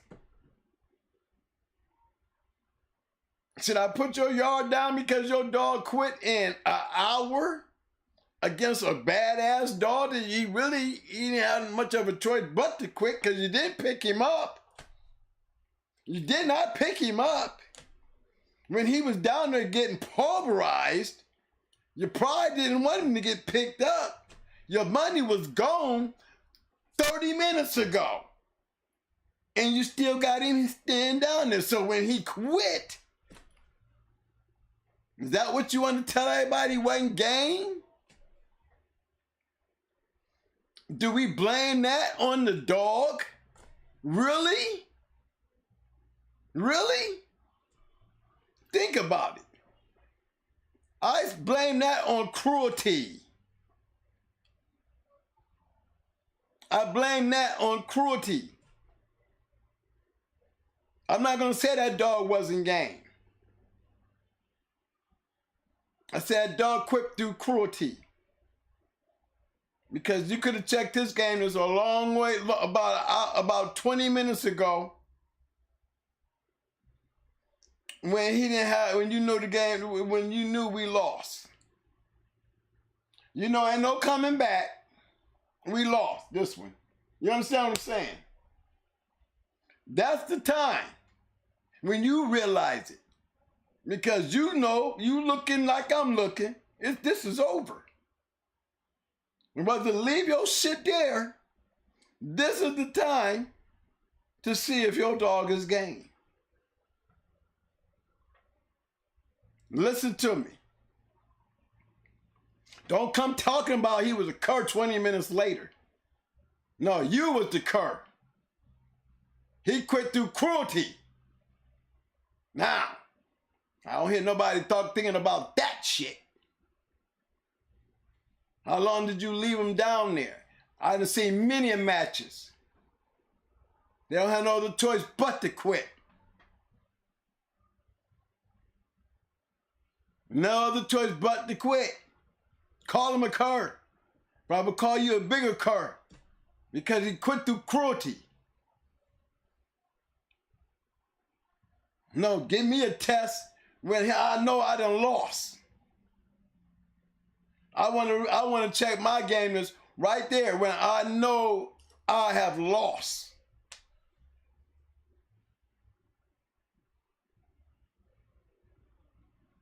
I need a scratch to continue or I'm picking up the C. I'm going to know. He been down here. I'm not going to let you skull drag my shit. I'm not going to let you just stand here and gnaw on my shit while I got to get a referee to bring a mirror out here to see if I'm still alive. That is bullshit to me. I am not one of those kind of dog men. You better ask Mau. He done already told you how we get. That's not treating a soldier with any type of honor. Only one who's got honor is you trying to save your damn ego because you know you done lost this one. So now this warrior ain't shit. When this was the time honor should have been stepping up. Y'all conditioned them. Y'all paid for the shit. Whether you did it or you paid somebody to do it. When it's over, it's over. That's the time you check your dog's gameness. You don't be cruel to a dog and let the dog down. Give up on the dog. And now it becomes a cruelty show. And when you finally go ahead and grab him all up like he's a piece of trash, carry him all back to the corner, and just sling him around because you know you done lost, and he's standing there on your ass. And then the way you treat him after the fact, that's not a cur. The only cur was the cur who was holding the dog. And that goes for a lot of you great dog men.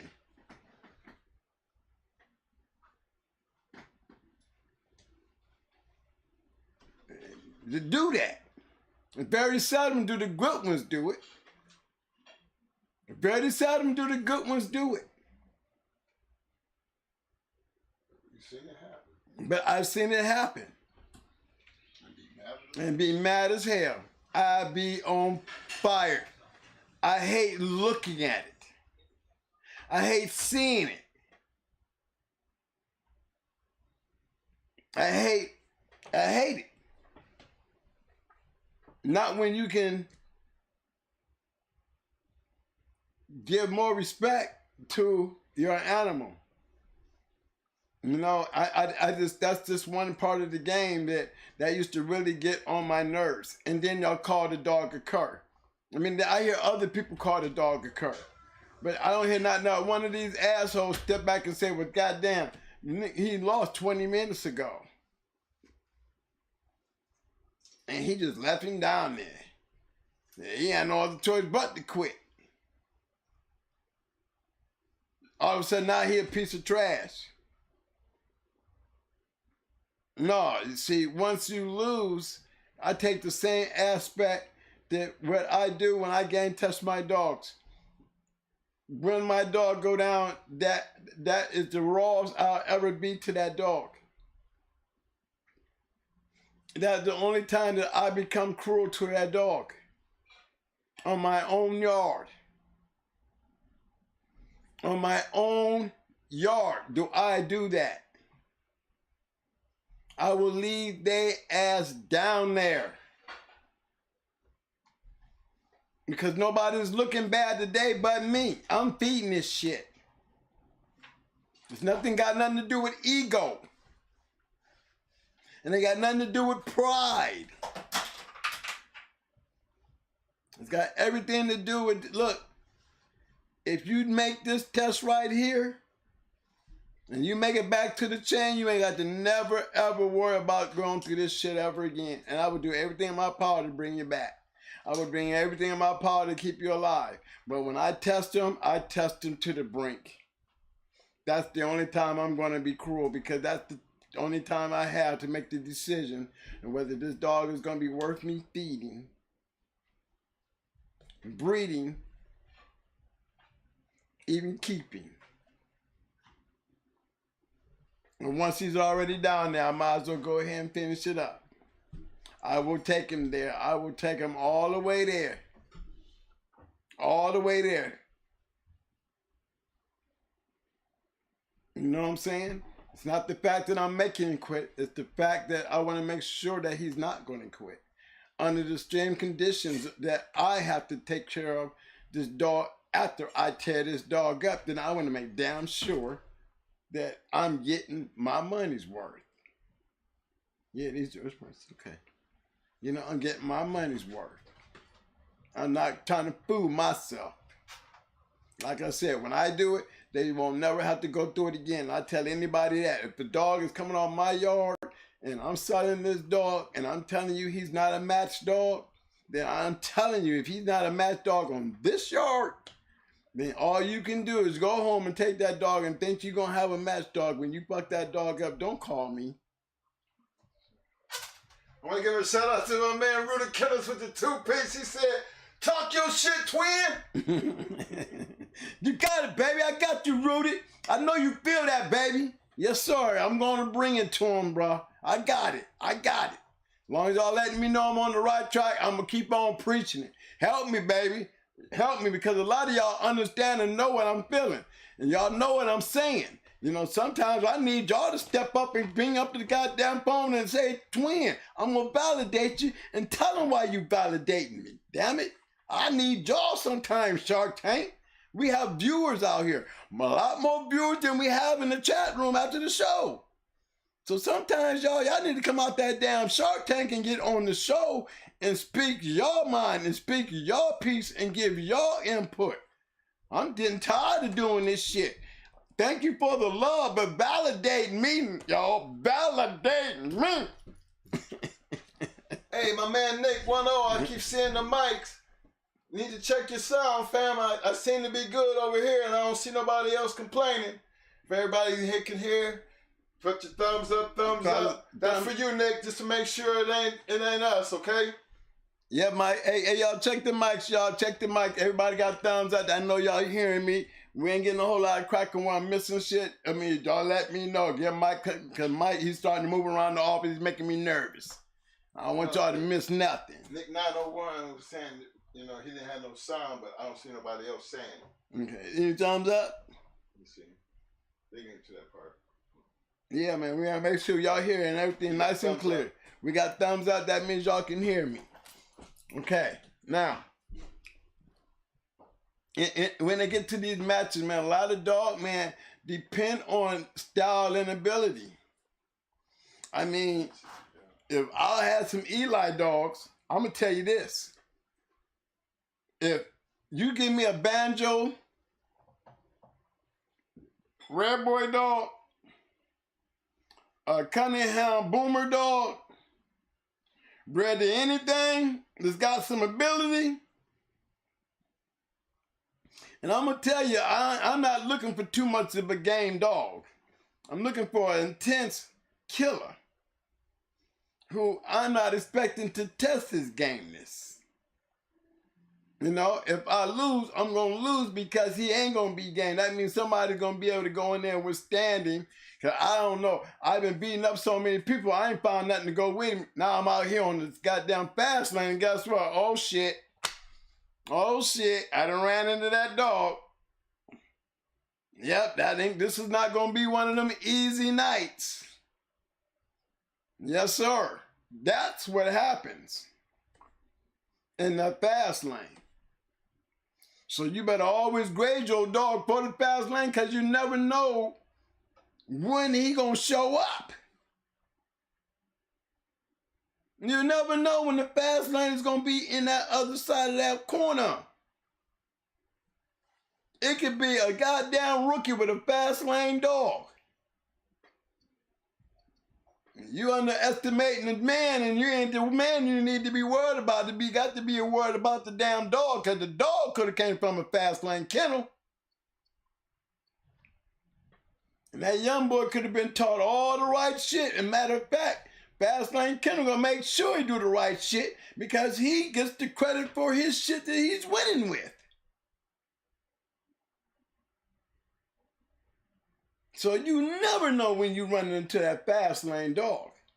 And if you believing in your ability and your smartness without checking your gameness, you are giving up a 50-50 chance.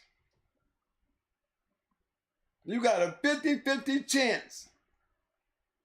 To me. Because that says a 50% chance that your dog gonna go in here and smash this piece of shit. Because he's smart, he has the ability, and he has a style to do so. And the caliber of dog that he's doing it on, you've been lucky. You probably get past the first one because you went a little cheap. You're probably gonna get on the second one, but because you bet a little more. But you get up there around that third, fourth, or fifth, and you be sitting up there looking like Fat Bill out there with Chi-Chi, So Evil, and Hilfiger, multi-time winners, and get ran into with these fast lane and look terrible. Look terrible. Because what you were doing, you wasn't working with game dogs. You was working with good dogs. But you never gonna beat a great dog. And when you run into that great dog, you don't look good at all. Because every one of those dogs, and I'm not just speaking on him in particular, because he went into everything. He did not, I mean, he was a Kenny Allen. They didn't give a damn. They really didn't. But if you hunting for fast lane, you gonna get fast lane. And that was a time where his best shit was getting towed up by the fast lane. His greatest shit got towed up by the fast lane. Thank God his great bitch didn't get a chance out there, or Grand Champion Bo didn't get a chance to get out there and get tested like dogs that I feel was better than both of them. Chi-Chi to me was better than what's her name? You know what I'm saying? Shit, Hilfiger and So Evil was better than Grand Champion Bo. He might not agree to it because they lost. But then neither one of them was Bolero or Bo running to the kind of dogs that goddamn So Evil and Hilfiger and motherfucking Chi-Chi was going into. Not none of them dogs was neither one of them two great dogs. I got to give it to them, produced and all. But I'm talking about a man who goes out to strictly competition. He hunts for the fast lane. And when he ran into that high level, they didn't ever get a chance to run into it like those great ones that he had. And Chi-Chi, Hilfiger, and So Evil was some badass dogs. And yes, to me, they was better than Bo and Bolero. Good dogs. But they didn't run into the competition that those other three dogs ran into. And that's just keeping it real. We would have got a chance to really see just how good they were. Knowing that I'm just telling you because of the reports and the dogs that I know that they went into. I know the dogs personally. So, you know what I'm saying? And what they did in there, you know, you got to see it for what it is. And I'm not just speaking on them. I'm speaking on a lot of them. I can say that about Robert T. When I'm sitting there watching Robert T. beat champions. I'm telling my champions going for their grand championship. But when he got on Legion of Doom's Duke, it was a different story. And he quit. 9-time winner. Yes, he quit. You see, so it's like, does heart make a difference? It makes all the difference. Because there's no way in the world If you're gonna try to be in the fast lane, or you one of them kind of people that refuse to be in the fast lane and want to stay local and want to be able to brag about the people you beating up out there locally, you know what I'm saying? And probably pick up a champion locally, and we'll never know how great your champion is because you never took him no further than locally. That when it comes down to us talking about the history of shit, you know what I'm saying? And your dog's name pop up, let's hope he produced some great dogs that went outside the local, area and became great dogs. Because that's the only way you're gonna prosper. Because because it had nothing to do with the dog picking the matches. It had everything to do with his own. It doesn't change the fact of the dog. If the dog was good, he's gonna go ahead and produce whether he be nothing but bums because he was in a bummy ass area. He could still throw some dogs that was really fast lane match dogs that went outside of that and shot the world. You got to give him his love, and much as you'll sit there and talk to everybody, well, his damn daddy was nothing but a champion from the neighborhood. He ain't beat nobody, but his sons is out there all over the goddamn world whooping shit. So what you whining about? Talk about the owner, but don't talk about the dog. You can't talk about the dog. You're going to downgrade the dog after the fact that he's out here producing dogs. That's the only reason you would have something to say. Now, if he was whooping local dogs and he couldn't produce shit to get outside the local neighborhood, he's selling dogs because he's a champion, or he's starting dogs and because he's a champion and he ain't throwing shit. Now let's talk about why he ain't throwing shit. He ain't throwing shit because he wasn't whooping shit. Now we can say that. Why? Because every damn thing we done bred into it and went out there and quit. Kevin B asks, twin, did Mayday duck Atlas Grand Champion Dindy? I don't know who it is. Well, I can tell you like this. I mean, why would Mayday duck anything when I saw number 3 was a 4-time winner, 4 was a 5-time winner? And these are matches that I saw. So, that's like, did Lionhead duck Satan? Grand Champion Satan? I think so. There was a lot of things that did not happen. Did Shady Lady really duck Queen of Heart? I think so. Because Queen was still going into great shit. Shady Lady was the one that didn't step out that and go do it. Why? Because Shady Lady had already lost. Remember, Kenny Allen already had a champion. This champion lost to Queen.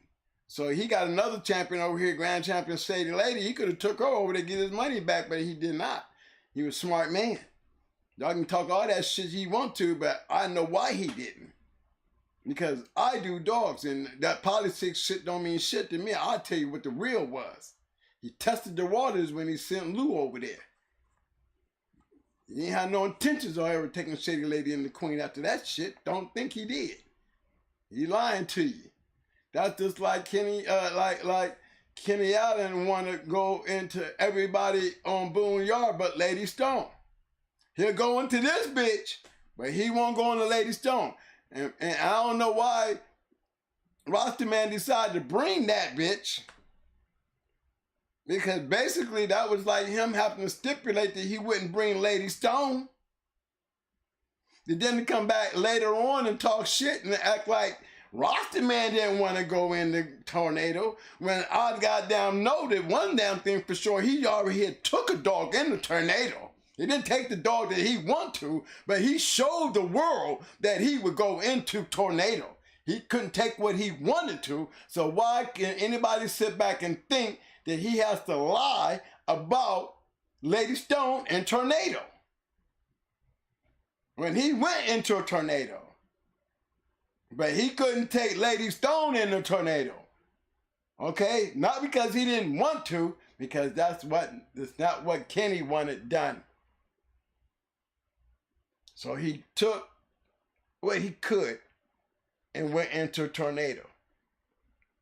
That's like saying whoever this grand champion was, he could have saw Mayday because Mayday sat on the chain for a whole while his legs was getting fixed off of the Buddha match, the grand champion that he whooped after hitting him in the leg and watching him kill his ass, you know, and like he did through all the ups and downs of beating the shit out of Cody after traveling up and down the highway and still giving up 5 or 6 pounds and still beating Cody in a long marathon.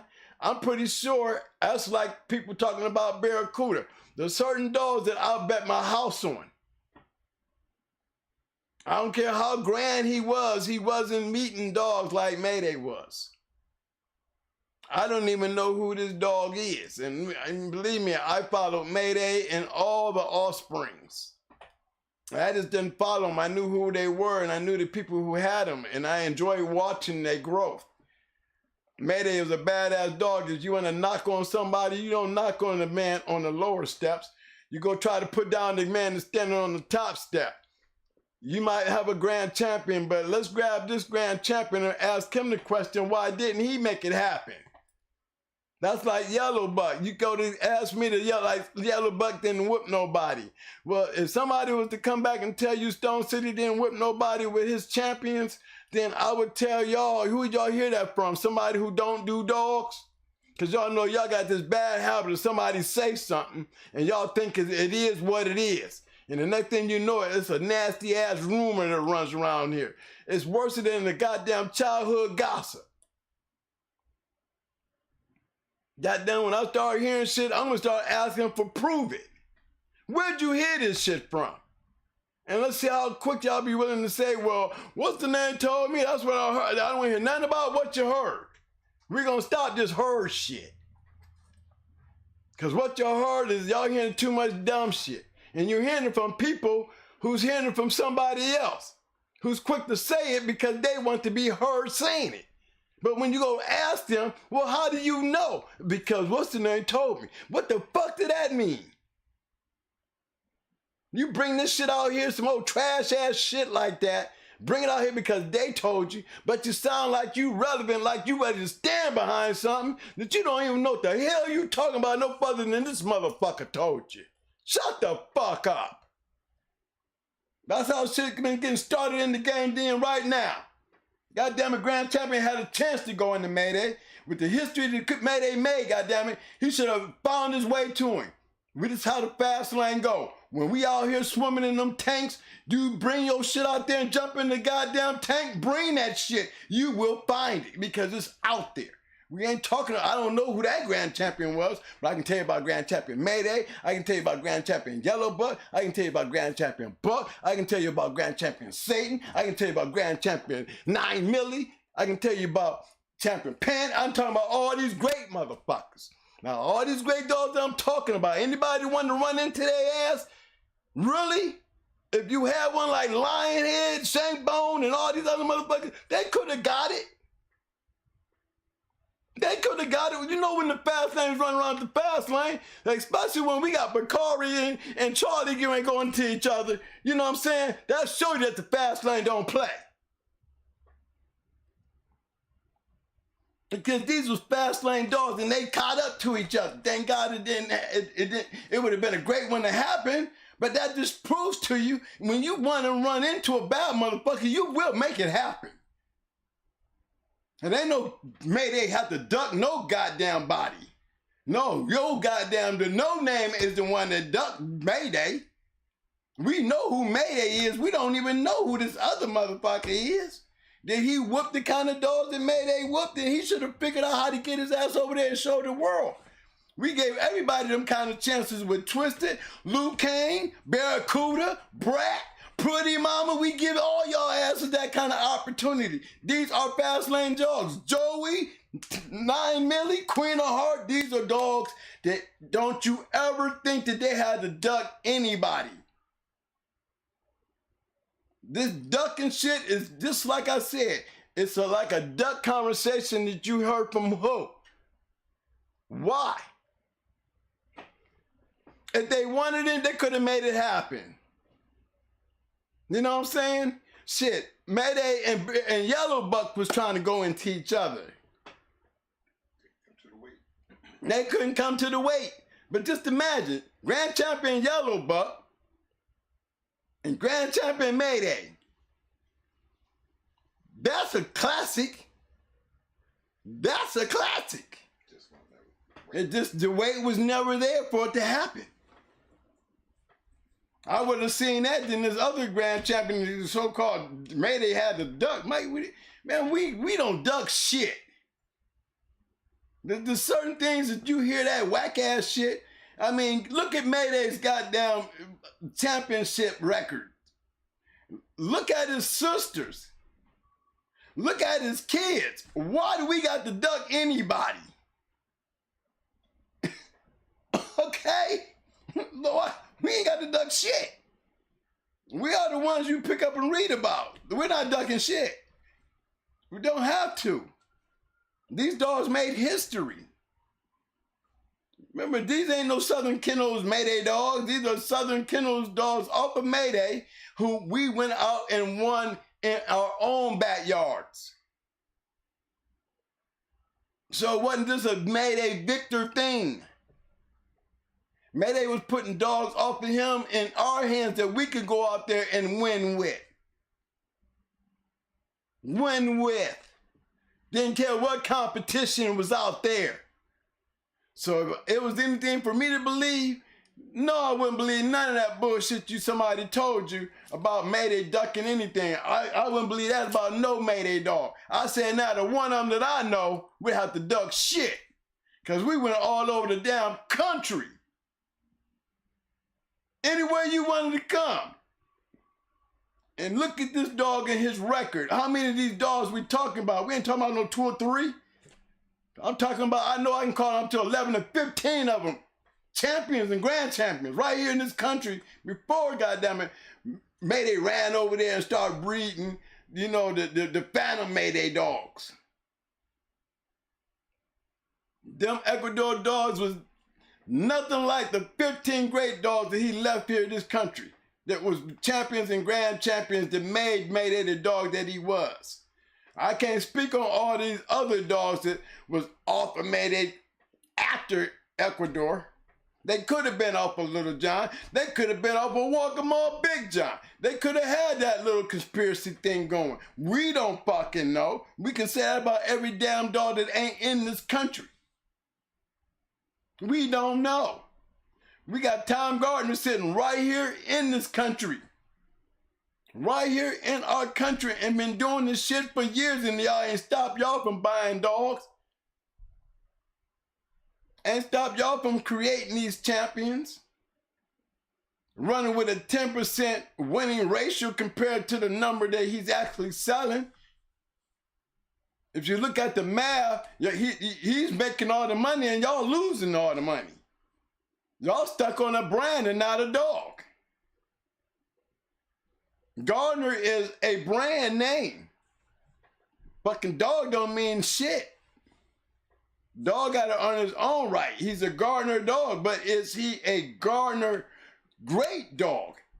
Or is he just a branded dog? With a Gardner name. I got a dog off of Frisco yard. Let me tell y'all something. I'm going to bring a guy on here to know the whole story about Frisco, and y'all going to trip the fuck out. And I'm going to keep it under my hat until y'all hear this one. And I don't like to tell people shit unless it's coming out of the horse's mouth. And I'm going to bring it out, I'm going to bring it up out of a horse's mouth. Going to tell y'all. Because even if y'all don't remember, why did the journal have to start putting an asterisk on the out of the country champions and the people that were reporting their matches out of the country? Because of the Frisco dogs. You got ADBA not certifying none of the Frisco dogs because they didn't say that this dog is supposed to be having puppies 16 years later. Some bullshit. Bullshit. So they had to come up with his own idea about that one. You know what I'm saying? They had literally just shut down that Frisco shit. And then the journal, we fussing because why is Frisco collecting all these points, jumping on the ROM shit list, and ain't none of this Frisco shit winning over here in this country?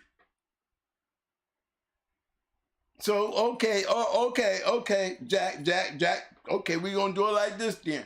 All these dogs is signing they champion, they matches coming from out of the country. Being the United States, we do have the better dogs, and we cannot be sharing our titles with these fake ass dogs that's doing far less work over there in these other countries at the time. Sitting over here, coming there, getting their accolades like they got accolades like us American dogs, and they didn't. So, hey, we had to start chalking them off. And you're looking at, you to take every one of them out of the country dogs off of Frisco's, all of them, he wouldn't be the top 10. He would not be the top 10.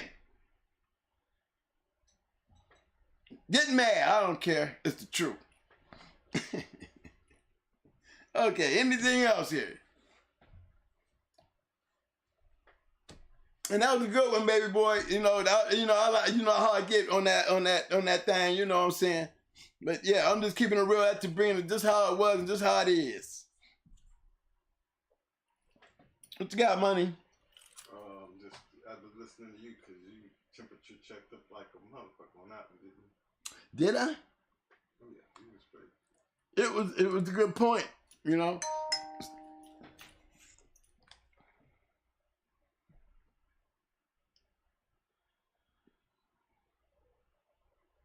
Yeah, guys, I'm sorry. I'm just dropping in for a second. Let me check this stuff out right here. Just checking.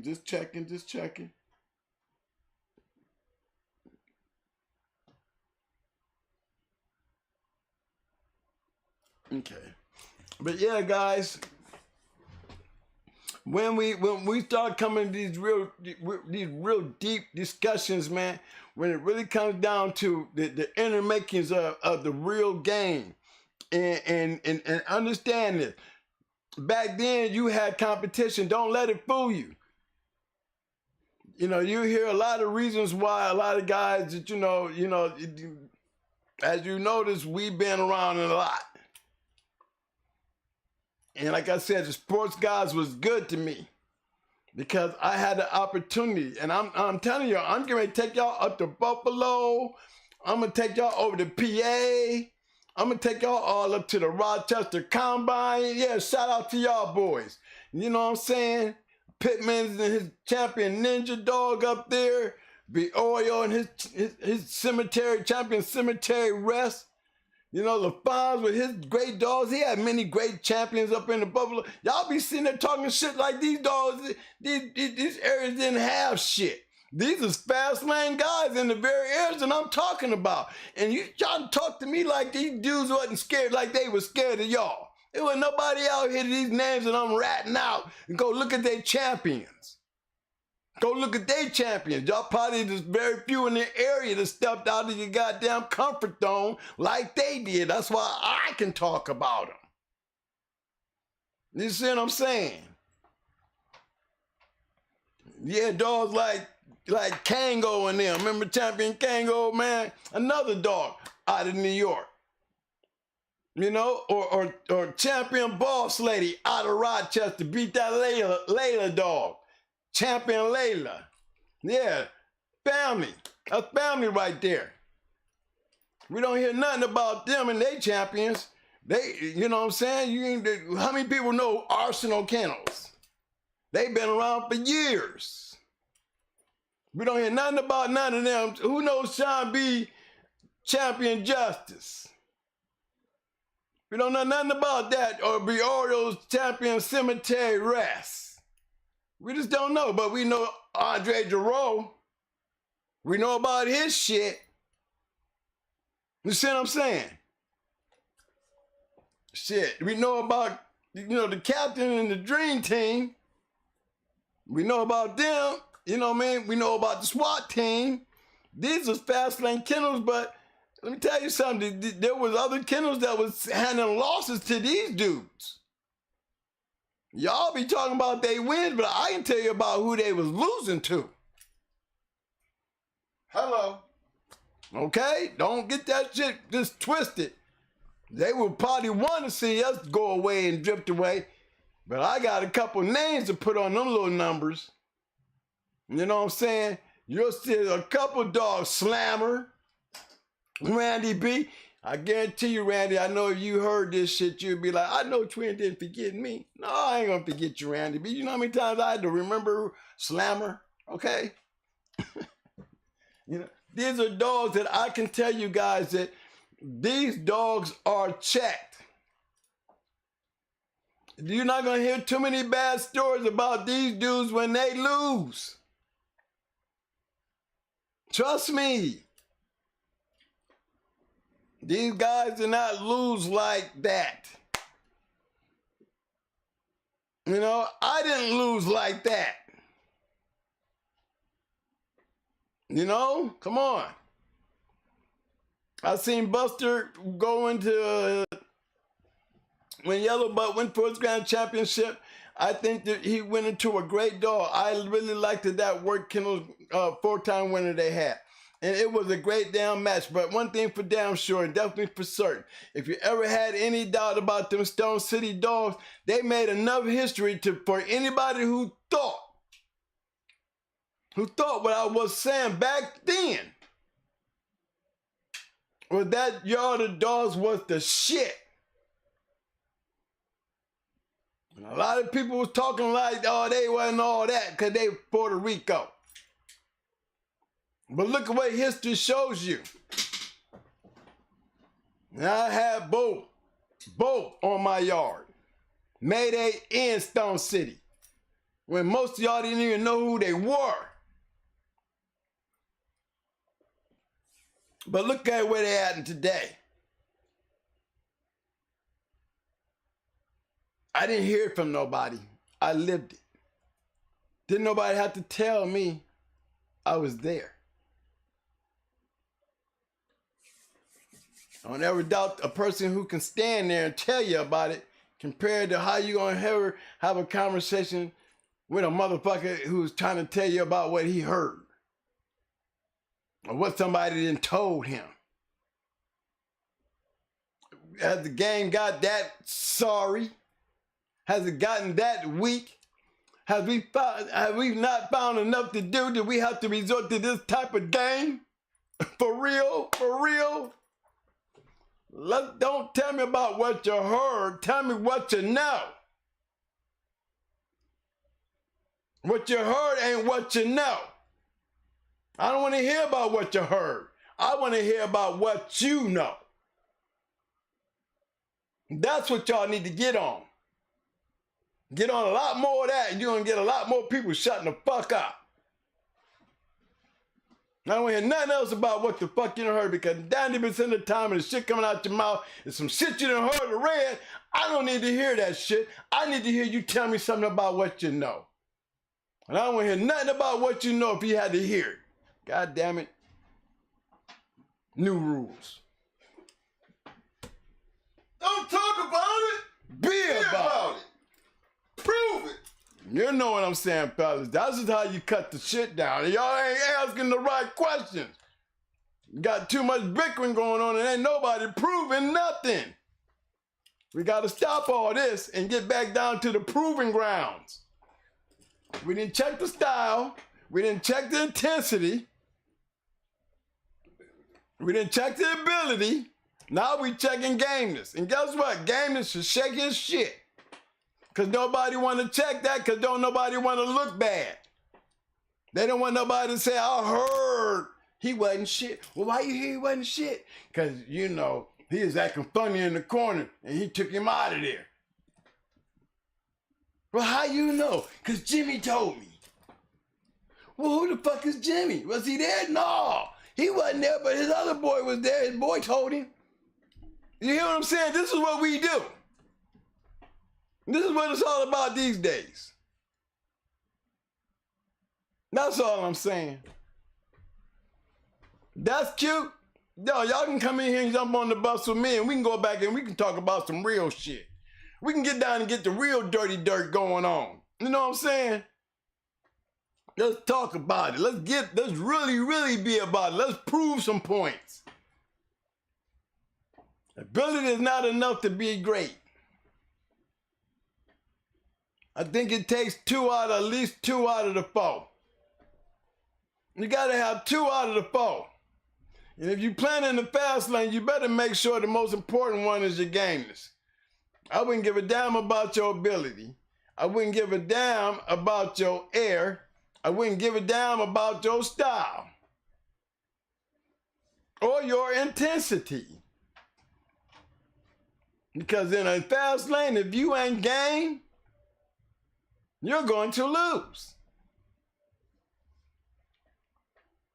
Because these dogs is coming in with gameness on their roster. Now, whether he's game with ability, game with intensity, game with a style, either way, that gameness and whatever the fuck it is, you got a problem. Because one thing that you're missing the most important part, the gameness. Where it don't mean shit to you because you ain't ran into the right dog that got the gameness and whatever the fuck else he bring. You got a problem. You want to see a great match? This is where you put gameness to gameness, and then them other 3 pieces of the puzzle makes it a good show. I went 3 hours and 17 minutes with a good show. We both were game. We both had ability. We both had a style. We both was intense, and when it turned out to be a great match. But in the end, the thing that was important to win, the only thing important that could bring out that money was the gameness. Never had to go test it like that. I love my killers, but one thing for damn sure, if you're planning the fast lane, you better make sure that's the most important thing you bringing out that house. Because if it ain't, I don't care how you been whooping everybody else with your shit.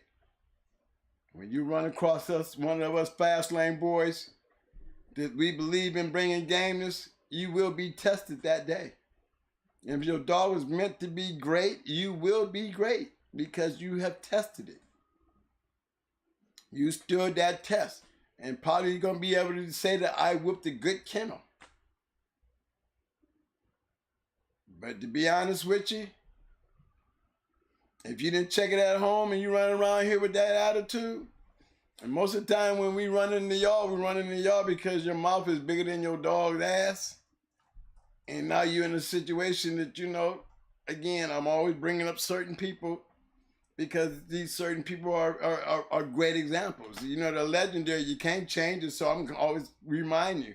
It's the best one because he's the best person out there to prove the point. What better person am I going to continuously using? He shouldn't mind because I'm not lying. You know what I'm saying? But he's a great example. And it's not to make him look bad, because how can I make him look bad when he got some of the greatest dogs out there? But like I said, there's a difference between who you putting your shit on when you run into the fast lane. And he was eager to see how good his shit was. That's why he's a real great dog man who's been around a lot of great dog men, is a legendary in the game. But to himself, he's a humble person. Fat Bill's a humble person. He's an asshole, but in true reality, in the dog game, Bill's a humble person. He had won a lot of matches and done a lot of dogs, but that fast lane didn't humble. He was humble because he never stopped. He take his losses and keep it moving. He didn't never talk down and never talk bad, you know. But he know there's a difference. And he wouldn't stand here and argue with me about that factor point, especially when what you're gonna say is the truth. Out of all the dogs out there, I know what dogs he lost with his great shit, and they were badass dogs. And he didn't have to get in there with them. Wasn't nobody else in no fucking hurry. So why would I be thinking you think I'm talking about a certain body that y'all wouldn't want to run into? And he did. That's why he's a perfect example, because he's a perfect example of a true dog man who plays for the competitiveness, win or fucking lose. I want to give a big shout out to my man Dre coming in with the Twinkie. Twinkie, what you got to say, Dre? With a Twinkie on the disc. Dre said, I can lose at home. I never went to the square to gamble. I came to win. Shout out to the Bishop brothers. Yes, sir. A whole combine. GH.CH and family, what's good? Share y'all at the pig picking fam. Man, Dre, you up there talking about the Bishop. Boy, big shout out to the Bishops. Davey Bishop, that's right.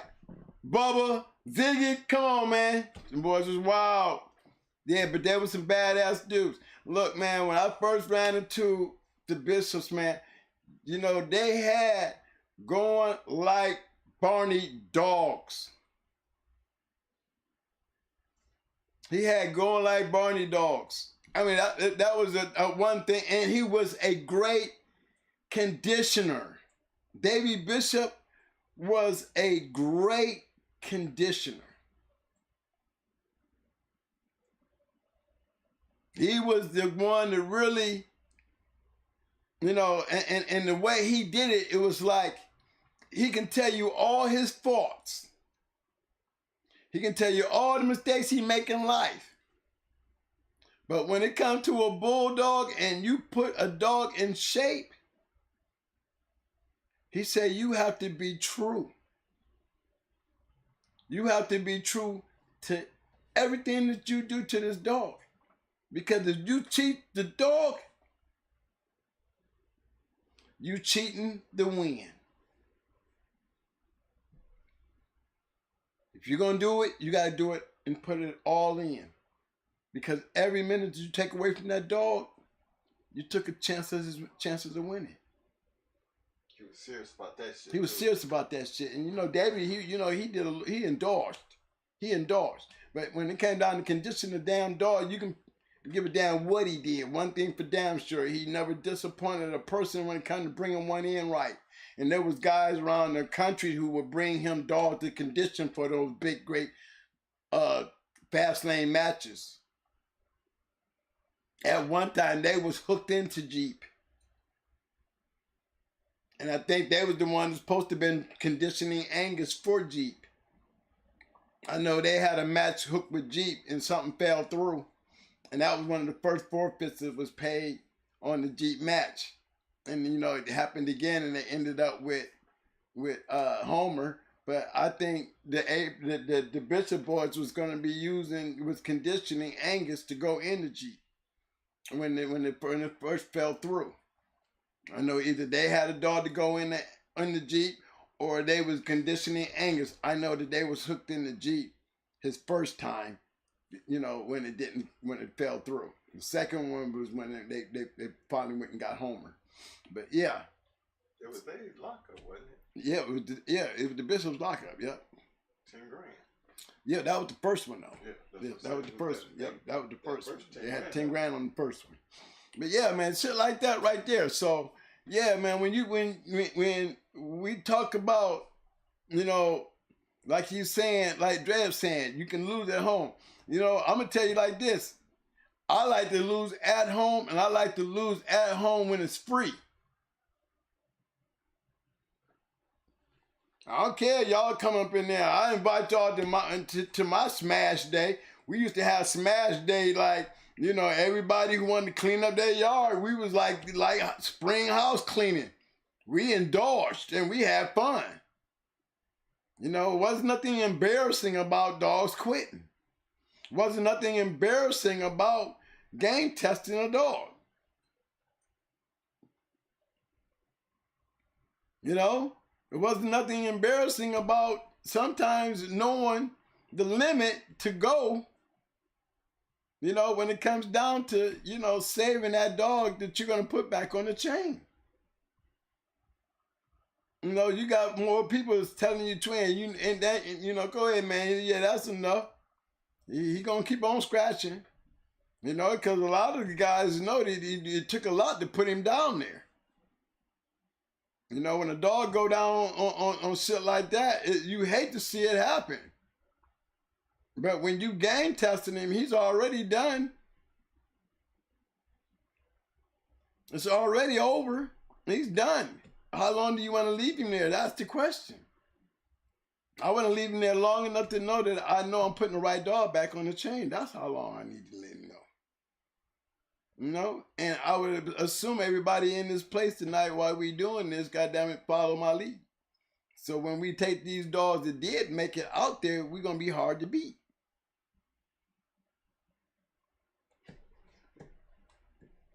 That's the fast lane. I'm just letting y'all know. And I was taught that. Okay? I didn't learn that. I was taught that. I paid attention. You know, these guys is winning. I very seldom seeing nobody lose. Okay? I'm seeing my people go down there and beat the great Ricky Jones. Okay? Come on. I'm seeing my people go up there and beat Truth Colors. Come on. You know, come on. I'm going through here beating Legion of Doom. What the fuck? Talk that shit to me. I'm beating up on the church boys. I'm beating up on the church boys and shit. Come on. All right? That's what I'm on. That's what I'm on. I'm all up in Tallahassee getting it in. That's what I'm on. All down in South Carolina getting it in. North Carolina getting it in. Tennessee getting it in. Michigan, loving you. Rochester, Buffalo, love it. In Florida, how you doing? Yeah. Getting it. You know what I'm saying? And all I'm doing now is telling you, man, if y'all want to play in a world like that, come on back here where I'm at. Where it's already done with. We can't go to jail. We can't get in no trouble. We stand right back here and we talk about this shit all over again.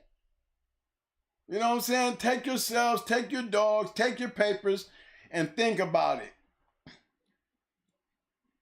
We in here doing y'all dogs. Look in your yard. Tell me what great dog you got on your yard that you can put it all on the line and would not be afraid to leave them there and say, twin, this is the dog. This is the dog. He's not going to embarrass me. As soon as I hear that shit, I'm going to be like, take him home. Because you got to come here tonight prepared to be embarrassed. If you don't come here tonight prepared to get embarrassed, then you don't need to bring your dog.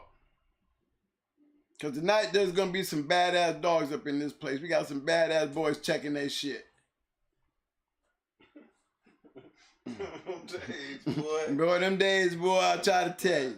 I'm trying to tell you. I got to even talk about my boys up there at Central Kennels. You know, he used to bring shit down there. He was trying to put on the shit. My KP, he tried to put something on the shit. I mean, I don't know what it was. They just looked at her like, you know, they just didn't understand that little bitch. But this was a little machine. The shit was another brat. The shit to me was another pandy. Because nothing lasted 11, 9, 10 minutes with her. It was, there's this, you're getting your shit. You're getting your shit up. You're stopping that shit. You're stopping that shit. You're not letting that go on. Because I don't know what, she had a robot mouth. She had a bionic mouth. I don't know whether she had, you know, her teeth were extra sharp.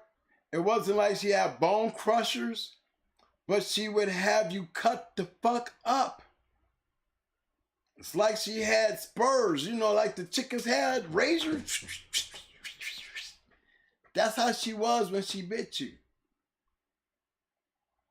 10 minutes in, you grabbing your shit because you don't know where to stop the bleeding at. Everything is leaking. I mean, everything. 9, 10 minutes, you like, come on, twin, that's it. Get that bitch.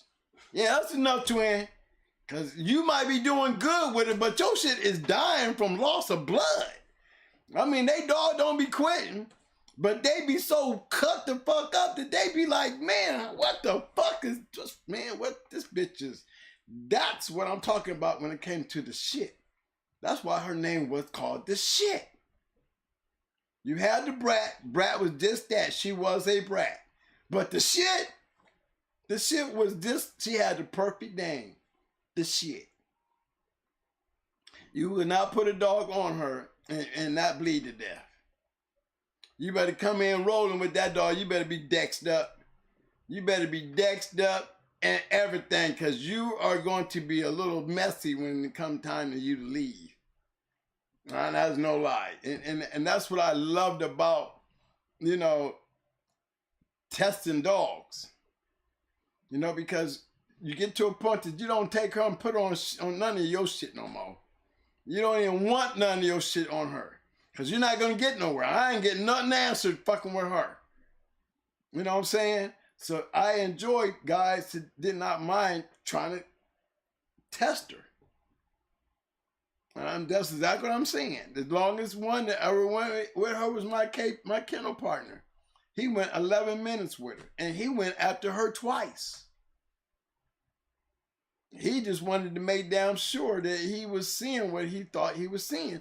So he went and this time got another bitch that he thought was bad. And I got one for her.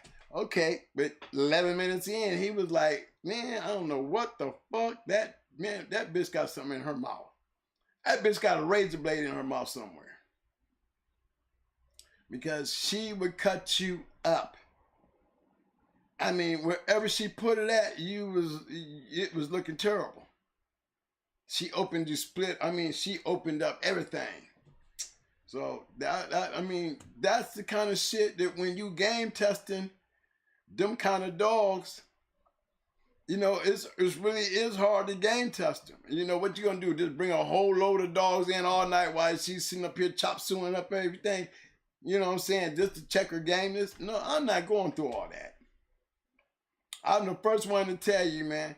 You know, if I got one that's beating up everything, guess what? That's what we're gonna have to find out. If you don't prove it to me in week 1, first one out, then I'm gonna be a one-time winner. Okay, I guess I'll try this again. So I'm gonna run out here again now, y'all. I'm trying to give y'all all the chances now. I need to see this dog is game. So here I come again. All right. I'm a 2-time winner now. And I still don't know. Will I ever know? Is he that good that I'll never know if he's game? Brat was like that. I'm pretty sure What A Day was like that. I'm pretty sure that Buck Rogers was like that. You know what I'm saying? I'm pretty sure there was a lot of dogs like that. Psycho was like that. You know, gameness is everything. But will you ever know until you're tested to that limit? When you got the kind of dogs that you thrive on, we like killers. We keep putting our best dogs on each other because the best killer is going to win. That's for you fast lane motherfuckers that got these killers that comes right out the back want to kill people shit. See, I do the same thing y'all do, so I'm waiting on your ass. Bring your killing ass shit on over here, cuz you already know I'm coming with one too. And they try to stay away from that avenue. If anybody know the twins, they'll tell you they coming with killers. They coming with killers. They can't even tell you I'm a great conditioner. The only one that can ever say I'm a great conditioner is one that lost a pretty mama or one that lost that night with Psycho. They're the only ones that can ever brag about Twin and his conditioning. Everybody else will just tell you they got some badass dogs because that's about the best you're going to get. What do you mean they badass dog? What did they be doing to be so special, man? Them motherfuckers, they going to beat your shit up. And they ain't going to be taking long to do it. Man, they can't be all that. Man, look here, man. I'm not telling you what somebody told me, man. I'm telling you what I know. Since it's a big story, there's a big difference, ain't it? Whether you need to hear it from a person who had a chance to stand there. Don't put yourself in his shoes and thinking you're going to do better than him and he's got proof that he's knowing what the fuck he talking about. You trying to put yourself in his position and wish you was a different outcome based on nothing that you got to the table. Well, I think I would have did it. Well, keep thinking that way. Feel that confident and go out there and show the world. Because by you thinking you're going to do that, you got to do that. You know what I'm saying? Go run him up the wall, you know, and when you get home, go put him on the treadmill. Cause see, back here in this wall right here, this is where you want to cut that motherfucker loose. Cut him loose. We can get into the simulator and cut him loose. We're gonna put him in the simulator with one of the twins' dogs and cut him loose. And let's see, based on the information we got on Twin and comparing it based to your information, what's it supposed to look like? Okay, your input and your information is nothing there. Nothing but a whoosh. You know, I know what my dog can do, but guess what? We got about 5 or 6 other people that said that this dog right here is going to smash her shit. So that's what you would expect if you was to literally turn this thing into something real instead of words. I would be telling you, expect me to kick your ass. You know, unless you have a great dog. Okay? Because that's the only way you would come in there, knowing that. If you come in there believing that, you got a problem. But if you come in knowing that, we might have something good because we both know something. You know something about your shit, and I know something about my shit. Let's put them together and see if we lying. One of us gonna be lying. Let's find out. That's how you got something good. But you got somebody who believes some shit instead of knowing some shit, going against a person who done seen some shit. Now put me and him together. What is supposed to be the result? It's more of a guess to him. It's not a guess to me because I already know. He think he know, or he talk like he know, or he want to know. His chances don't look good tonight. Okay? That's the kind of shit I'm talking about. That's the kind of match we saw those nights when they was running 19 scratches on the 19th, on his 19th. On his 19th at 51 minutes, he decides to quit. So that means 38 scratches or 37 scratches later, this motherfucker quit. Can we say he was game? I would have to call both dogs game. I mean, 18, one took 18, the other one took 19. Or they both took 18 scratches apiece. They said on his 19th. So that means the other dog had already must have scratched 18. Or he could have scratched 20. And then he could have scratched 19. There's still a whole bunch of scratching going on. In 51 minutes, did we have anybody taking hope?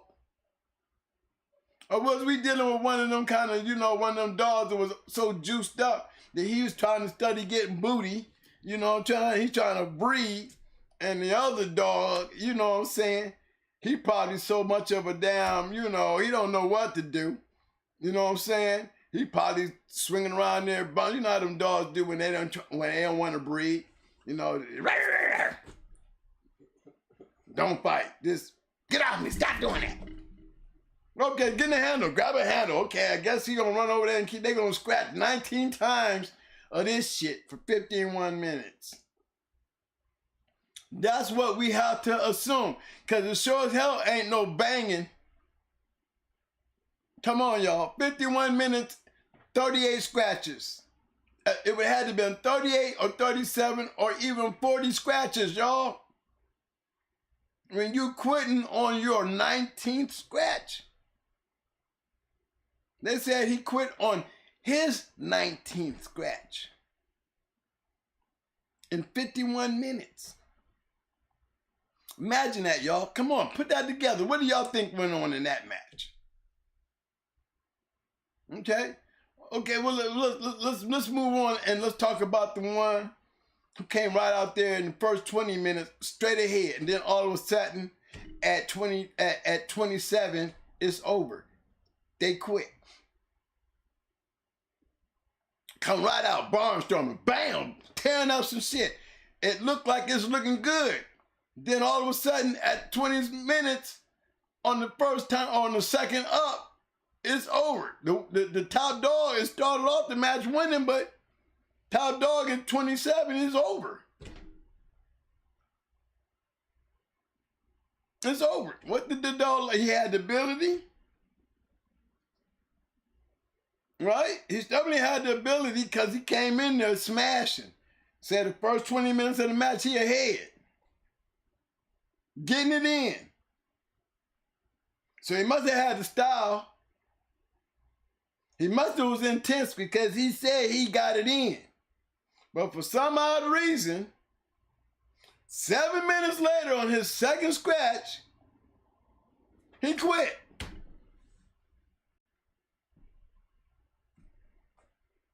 What can we say about that one?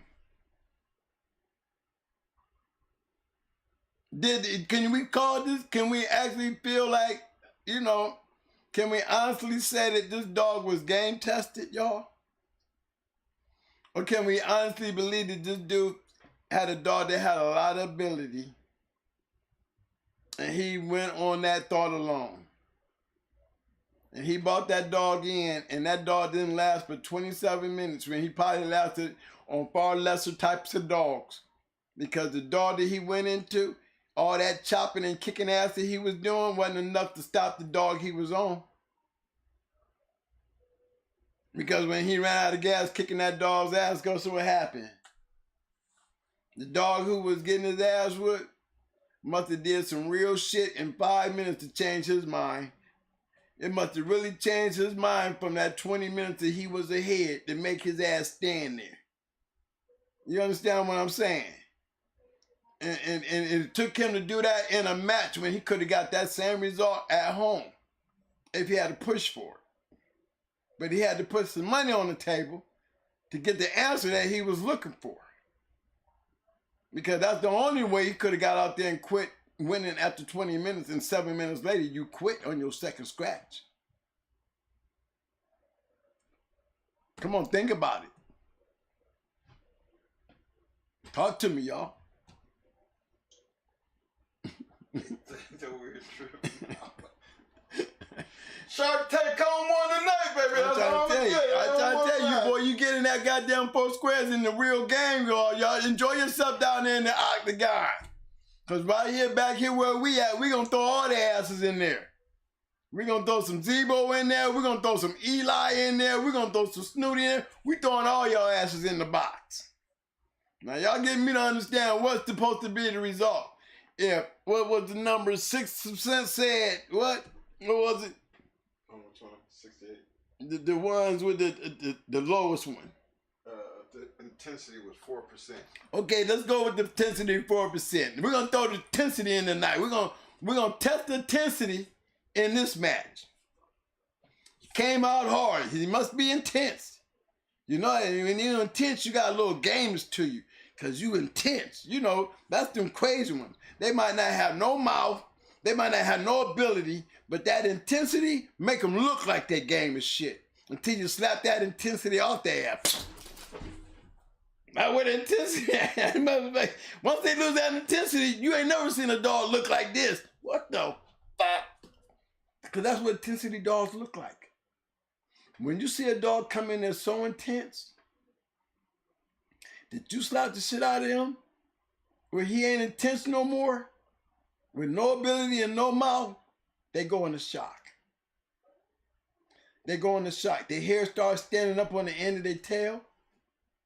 The tail starts curling up under their head. That you can know it just, the tail gets that little ball on it right there at the top of the back. That tail gets a little ball on it, and then the head starts standing up. Now this is the intense dogs. And then you start watching that tail slowly start curving up under that ass. You know what I'm saying? The first signs of an intense dog, when they start curling out, when there ain't no more intense shit, because that didn't work. That means something is knocking the shit out of their intensity. And what happens when you notice it is when you notice the back of their, right there at the tip of their, back there where their tail is, it's got that hair start coming up. And then the tail gets this little knot right there. Then it curves on down. And then as the match goes on longer, a little longer, that little curve, it starts coming out a little wider till it's swinging up under between them legs. As you watch it, you can see the sign. Just, here it goes. There it is. This is all the intensity going right out the door. Yep, look at it. It started out like this. The intensity had that motherfucker curled up. And then the more that intensity started leaving, now it's way down here. You got that little hump. Now it's going down up in the night and curved on up. Now guess what you got?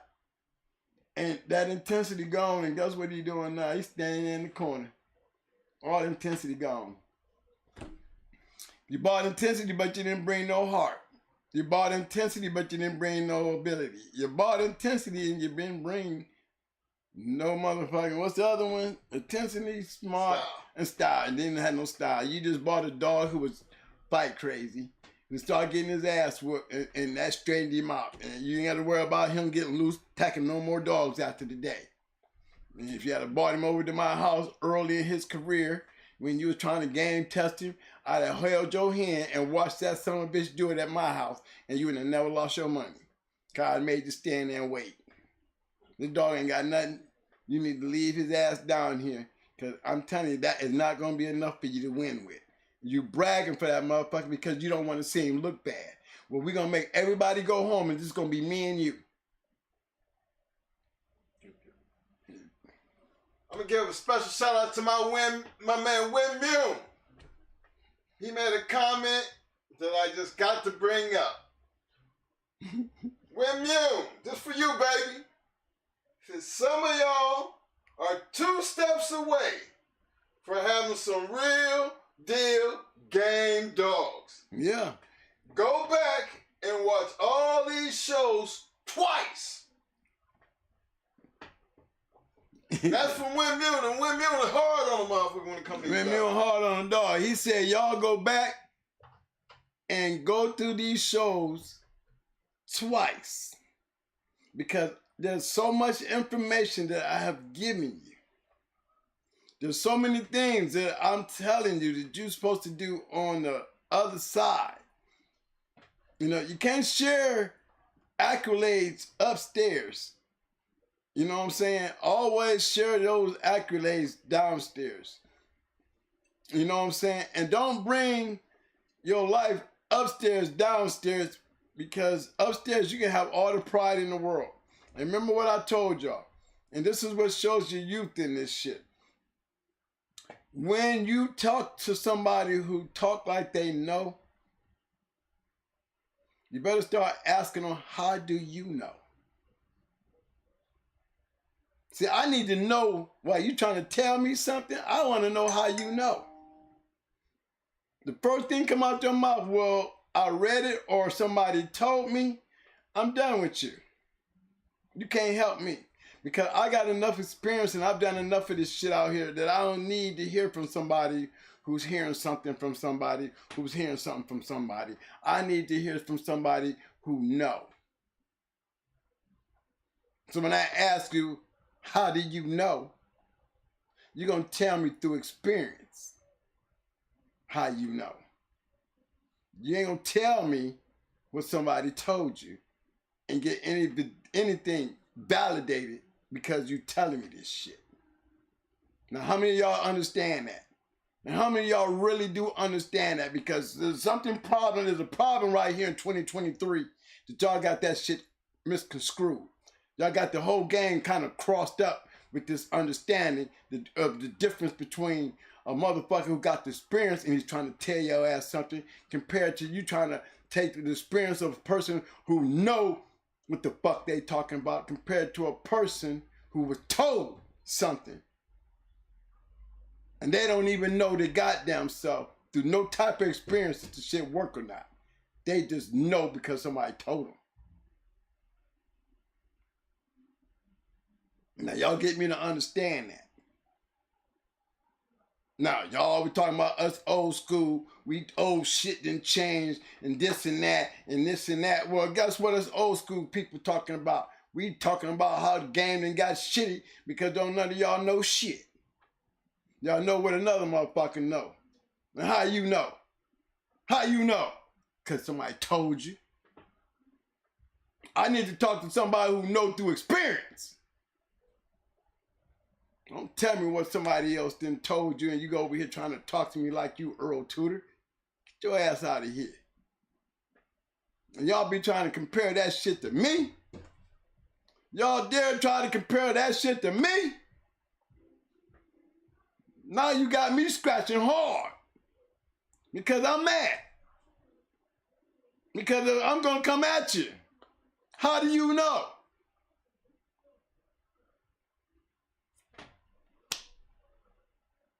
You trying to give me some advice? You trying to talk to me like you know what you're talking about, but as soon as I ask you, how do you know? What are you going to say to me? Are you going to tell me through experience?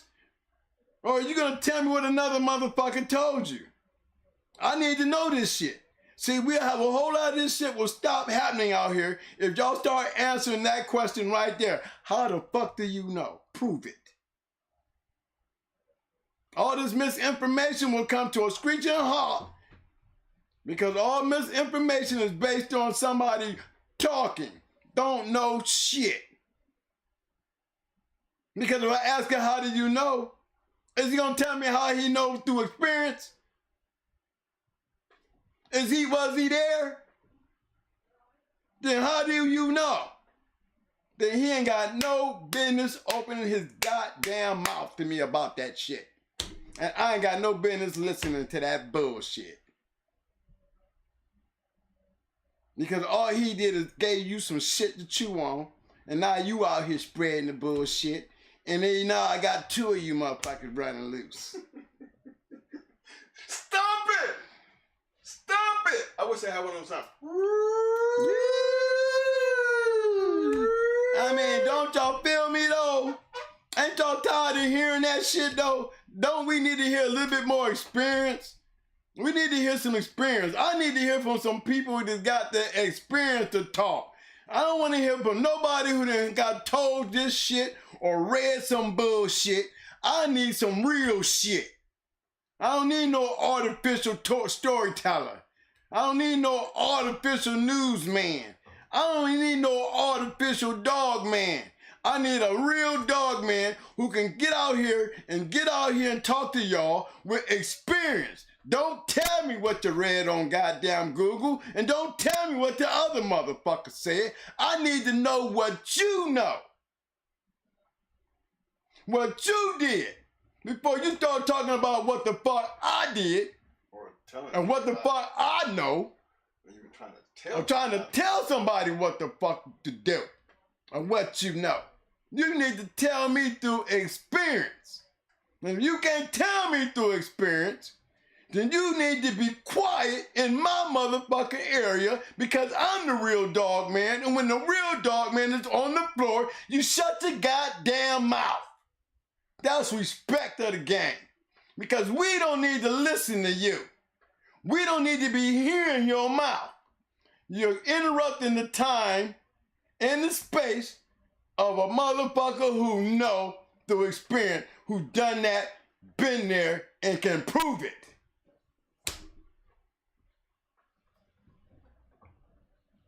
Respect the game. Everybody want to be somebody. Got so goddamn bad that somebody wants to be nobodies now. Because everybody want to be somebody. You can't even share the shit. Now you got old dog man being nobodies. Everybody wants to be a nobody. Because everybody know every damn thing. Well, guess what? That's because y'all ain't asking the right damn questions while you're trying to throw misinformation. How about me calling your ass on it and say, how you know? And I dare you to tell me because somebody told you. You better know because you were standing there. You better be able to do something other than tell me somebody told you or you heard it. You understand that? That's the problem out here, people. You're defending nothing. You're defending nothing.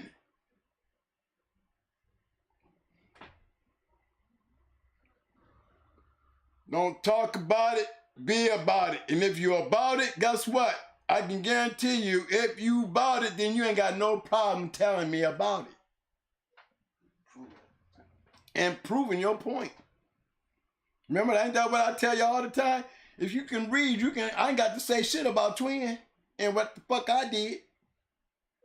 I ain't got to say your shit because if you can read, you can go right out there and find that shit. And I dare anybody come out there and try to miscommunicate that shit like they be trying. And guess what? You know why I can eat their ass up and be sitting up there showing y'all how to eat like a fucking real shark? Because I'm eating on chum for real. You know why? Because I can say, who the fuck is you and how do you know? Why should I be listening to you ask me a goddamn thing? Well, what do you know? And all you can tell me is what you done heard or what you done read? Then I'm eating chum here. That's why you can't get the shit off. Because I'm cussing your motherfucking ass out. And the whole time I'm eating your ass out. Because I'm keep on pressing you. Because you don't know shit. You don't know shit. You don't experience shit. You ain't got nothing to say about what you done heard or read. I'm eating your ass up. Because you really don't know shit. Where's your experience? Where's your real knowledge, motherfucker? What would it look like when you did it? Did it work when you did it? What the fuck? You didn't even do it? And you sitting there trying to tell me some shit? Come on, y'all. How many of these, how much do we hear this on Facebook, y'all? How much do we see this shit on Facebook? How much do we see this shit on podcasts? How much do we see this shit on YouTube? And then y'all ask ourselves, why is the game so raggedy? Because everybody's internet scratching. And I ask you for a goddamn, look at you, have you ever really scratched the goddamn dog outside of Facebook, nigga? Have you ever put one between your legs and really let one go? Prove it. I'm waiting. Will you call, like you say, can somebody call in? Can somebody call in and tell me this motherfucker is doing something? Can we start doing some of that shit? Can we call them this motherfucker? Can somebody help me validate this motherfucker's mouth? Can we get some of that shit going on? Hell no. Okay? You wouldn't have that fucking problem. That's why I don't have that problem. That's the real reason why I don't have that problem, because I'm coming at your ass. They tried it. But when I start asking that question, I'm going to start checking the messenger, because goddamn it, the messenger better have something under his belt to even question me about anything. Because if I can't fire back at your ass, then you need to shut your motherfucking mouth. Because you ain't got shit to say. I'm already ahead on that note. Already ahead on that note. Because you ain't got no experience to open your mouth. I'm a real dog, man. I can prove it. So that means in your place, you need to shut up and sit down. And everybody who's following you need to do the same thing. And continue listening like you're doing. I can't stop you from doing that, but I can tell you what I can stop. I can stop you from running your mouth over here. Because you don't know enough to open over here. Big shout out to my little brother out there, Jermaine Hunter, coming back through there with that disclaimer. Gotta be known, baby. Okay, y'all, we're gonna get back on the bus and head back to the future. We're gonna head back to the now. It's time to go back to the now. Pack up your dogs. Make sure you take your dogs home. Always put them in the basement when you scar them up. We got scarred up dogs. We keep them downstairs. We're gonna clean them up. Keep them off the chain. Put them in a crate. Take care of your shit. Do not put them back out there on the yard. Let's make sure we got all that together here. All right? We don't talk about what we did tonight because it ain't everybody's business. But those who dogs quit, forget the names, forget the dog. If it was the best thing you had, don't get up in the morning feeding the yard. Think about it before you do. Okay? Because you might want to save that bag of dog food for some better dogs. Okay? Love you.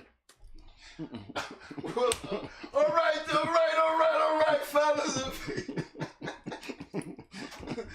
Be honest to yourself, fellas. It don't hurt long. Talk shit Tuesday, man. Yeah, that's right. It don't hurt long. It takes about 2 days to get over the shit once you dump a yard. It's about 2 days. And you just start all over, but just save yourself some money. You know what I mean? And then you just don't say shit. You know, it's quiet. Hey, Twin, what happened to Bosco? Who? Bosco, I don't remember him. Which one was he at? Yeah, there's that black and white dog over there in the corner. Oh, he gone. What'd you do, sell him? No, I got rid of him. That's all. Hey, that's all you go, you know. Twin, how many dogs stopped on your dog? I can never tell y'all the truth. I can't never tell y'all the truth how many dogs quit on me and on the yard. But I can tell you one goddamn, I guarantee you one thing. You can go around and scream and holler at people and say, well, anybody ever seen twins dogs quit? And you probably won't find out one person. If you find one person, I'll tell you if they're being honest, because I said my life is open book. You know, remember, I stop people's shit. And you know, they can go years on top of years. I got the greatest goddamn dog. Oh, Kennels Wood say he was the best dog ever, but I'm the only motherfucker that seen to stop that motherfucker. You don't want to tell him that part. Oh, broke his heart when I had to tell him, oh yeah, that dog you talking about, he quit. See what I'm saying? And see, I wasn't lying. Because it was a fact to that, right? Because he had to admit it. Yes, I did stop his shit. You know, the great Joe Red, you know, love you, rest his soul. But remember that. That's the kind of shit that y'all fall into. Y'all gravitated to that bullshit. Y'all was even buying bullshit off of that shit. When nobody paying attention to the problem he had with me stopping his shit. He talk about me and put my dogs down a little bit and get y'all to buy his shit. But the whole time, everybody forgot Twin said he stopped his shit and he did not deny it. So I proved what I was talking about. Because he didn't ever deny the fact. He came up with an excuse to the fact. But it sound good talking shit on me because I don't got to talk shit. I stopped that raggedy ass shit. And if anybody want to be stupid enough to believe you about that raggedy ass shit, then they deserve it. And that's how I felt about it. You know what I'm saying? In the meanwhile, I'm the one that ain't got to argue about it because you the one with the garbage. It's been different. If you about fucked up twin shit right after that, motherfucker ain't never stopped a goddamn thing on my yard. Nothing. If I'm stopping dogs and dogs are stopping me, it's because I'm stopping the shit on my own yard. And guys who came up here good enough to stop my shit, guess what? He ain't gonna talk about it. You know why? Because it's a fucking role. We have too much respect. You think I'm gonna be rocking around here talking about like I did with that nigga dog? Only reason I told him about that nigga dog, because that nigga dog should have been dead. The way he quit in that 19 minutes, he should have took him home and put him down. No, he's running around here calling him the greatest thing in the world and got everybody jocking his ass like, oh, but buddy, that motherfucker quit. Oh, you didn't tell him? Oh, I'm sorry. Was I supposed to keep that a secret? Come on, y'all. Instead of y'all asking, you know, the right question, what would have been the right question? Is he game? You keep talking about all that ability. Everybody's talking about how bad he was, but did anybody ever ask, was he game? No, because as soon as I told y'all he got stopped by me, it was a shock to everybody. Ah!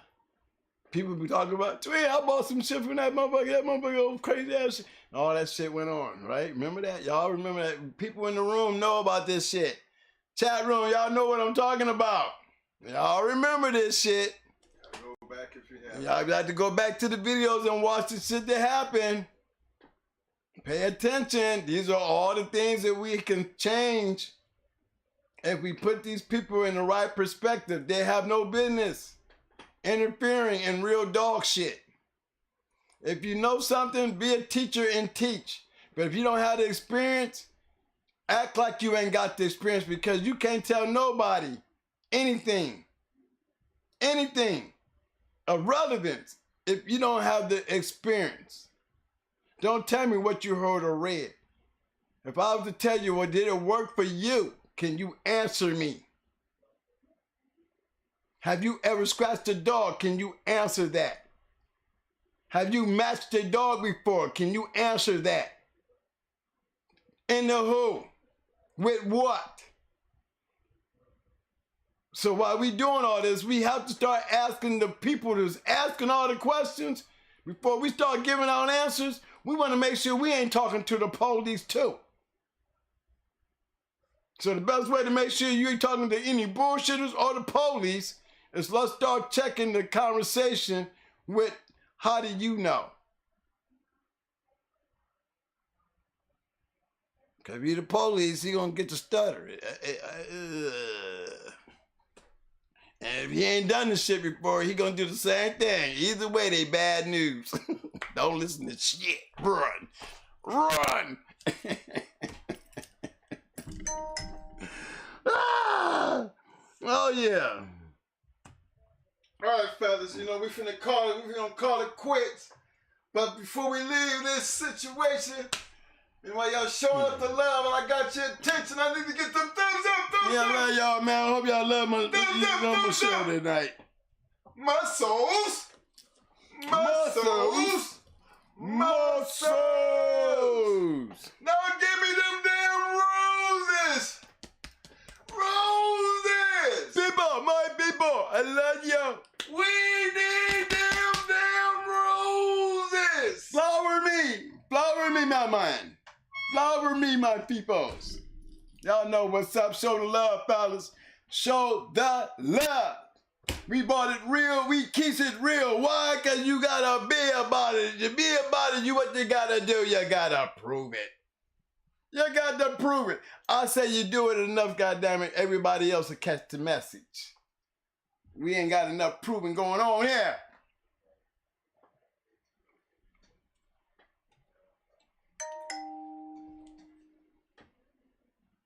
And the Lord said unto thee, oh, look at this, fat boy. Look, Mike. Look, hey, Mike. I got to talk to him, homie. Talk to him, homie. That's what my boy, Fat Boy. Fat Boy out there in the scene. Shout out to my boy. That's my partner, y'all. That's Fat Boy. Y'all don't know nothing about that. I'm going to get him out of here. He a little shy, y'all. So, you know, that's my partner now. That brother really looks out for me, man. Yeah, that's my partner right there. Y'all know nothing about that, but, you know, he got some great dogs, too. Y'all Tampa niggas know who that is. Y'all know who that Fat Boy is. Yeah, that's right. That going hard Fat Boy team. Yeah, y'all better look out. That's right. I'm too sick to do anything, so I gotta be. I'm like in a wheelchair. I just want to hang out with the guys and talk dog. You know, one of them kind. Jimmy, can you look out for me? Fat Boy, shout out, baby. Big shout out to my boy. Man. Fat Boy chiming in. I see all my brothers chiming in, checking in. Hey, look, fellas. Tonight, you know, we was game testing. We game testing, baby. We checking shit. We checking shit hard. Checking hard now. Checking shit hard. I better hear what I said. Yeah, look. You know, one of them nights, you know what I'm saying? Good to be having one of these nights every once in a while. Every once in a while, you gotta come at it, man. You gotta enjoy yourself. Yeah, just come on out. Just glad to see all y'all showing up. Shark Tank. Got to give you the love, man. If you're watching the show, please pay attention to what's going on in the chat. Again, a lot of information, a lot of guys helping a lot of guys. And again, that's why you see all the blue, because everybody's entitled to think and have their own opinions. And we gotta just admit, it's okay to agree to disagree. It is what it is. Ain't nothing wrong with that. But then that's the sole purpose of having a poll and having all these different opinions. Okay? Because until you try it, you can't knock it. Don't talk about it, be about it. Goddamn, don't try to tell me some shit and you ain't never done shit. And don't talk about nobody who's trying to tell you some shit. You're going back and forth knowing damn well you ain't never done shit your damn self. You don't even know the fuck you talking about. Come on. That ain't being about it. Nothing but a goddamn running your damn mouth. We trying to get away from that. Getting away from that. Tonight, we proving shit tonight. We proving shit. We game testing. We game testing hard. And the Sharks, they was game testing.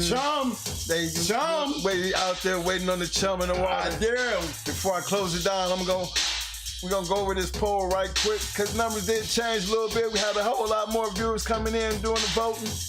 But I just wanted to give a special shout out to everybody who donated to the chat, through the super stickers and the cash app. Look here. Get me to North Carolina, y'all. I'm gonna be running from Tom. I'm gonna get me a picture of Tom just like y'all.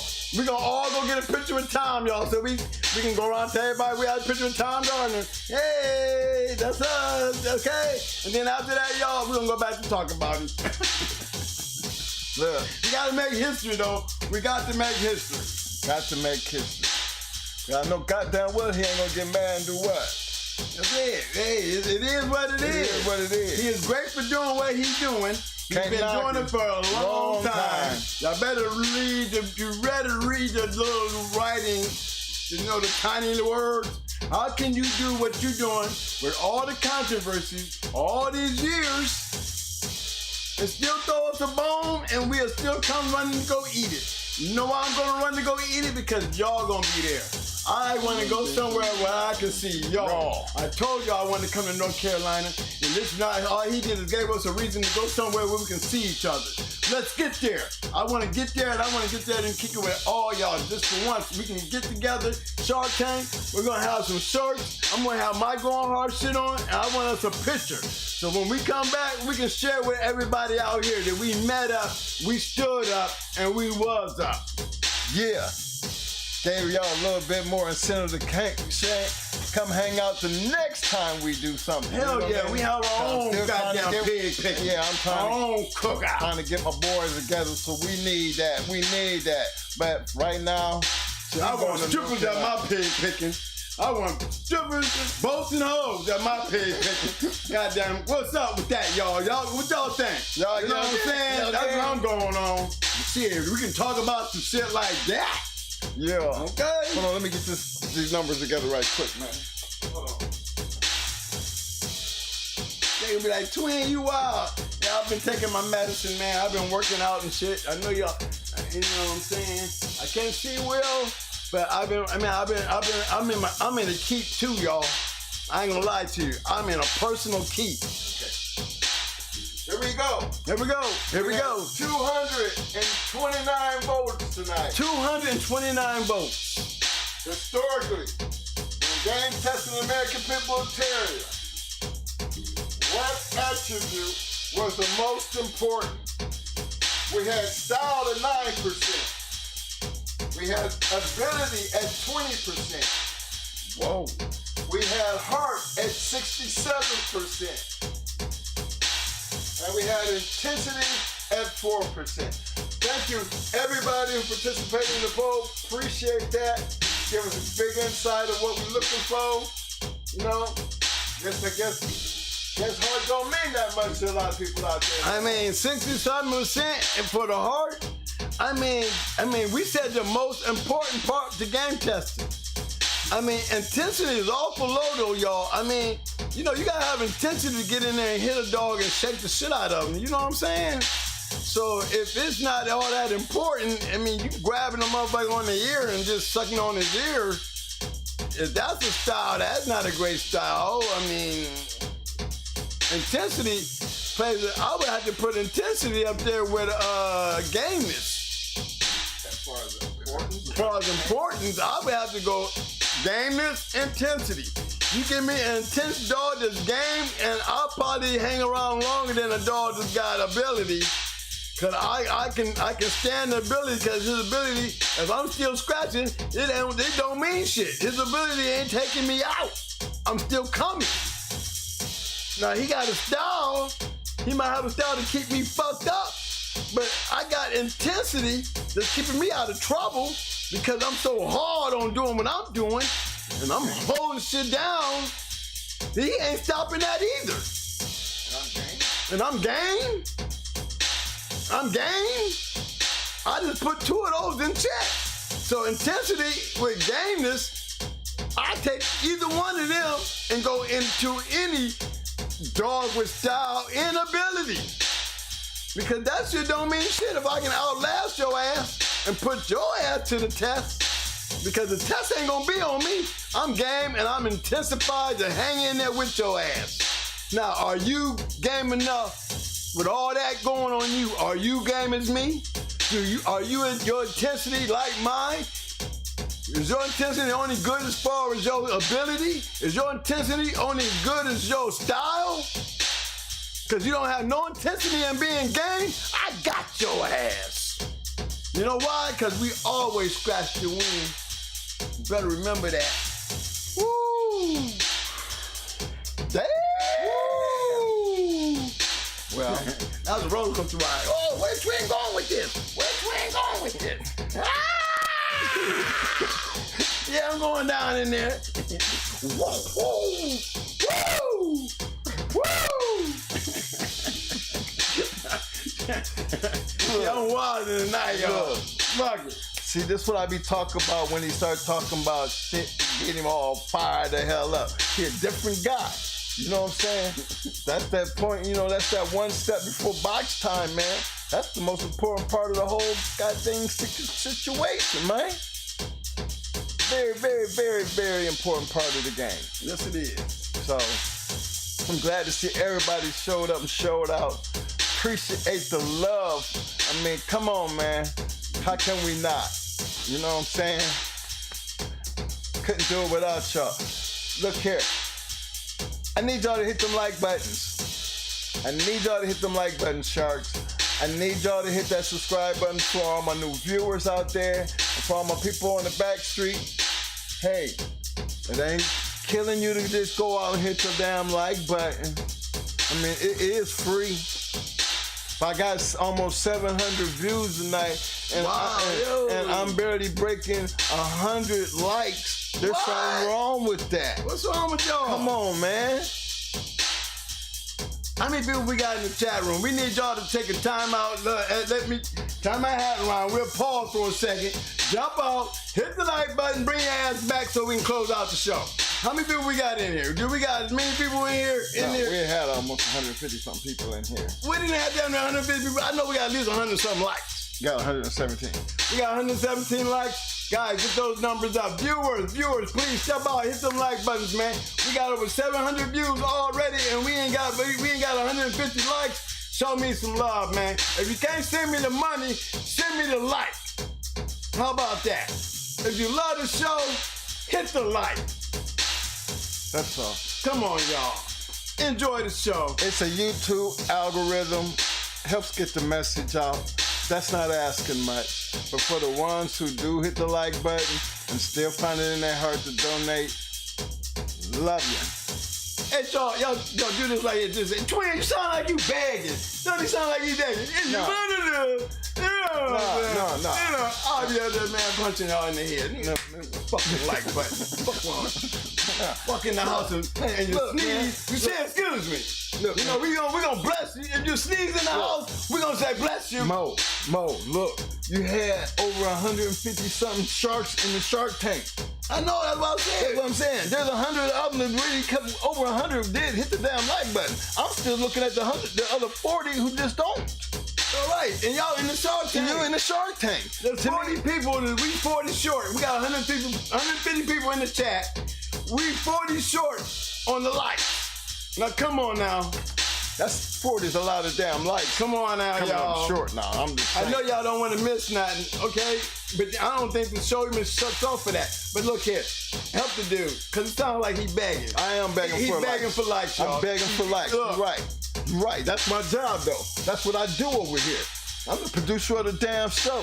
Damn it. If you sitting in here liking the damn show and you show up, you walk in that damn house, come on. Sneeze, I'm going to say bless you. Hit the like button. It's free. It don't cost you nothing. It actually helps the channel. That's right. Come on, man. You know, if you say excuse me, I'm going to be all right with it. I'm going to do like this a little bit, but I'm going to break the room. Stand over there a little bit. Don't get out of my zone. Don't let me out to smell it. You know what I'm saying? I'm going to know what you ate last night. I'm going to talk shit, okay? Look, man. Hey, look, y'all. We're going to see y'all Friday. Don't forget the Friday night show. Get your wives. To all my dog guests, it's going to be a special night for all y'all. Because, again, there's another part of this story that can only be told by somebody who lived it. So, with that in mind, y'all keep this in mind. Gameness, heart, same thing. You know what I'm saying? If you're going to be out here running around, arguing and talking, arguing points, going back and forth, shit, Keep in mind.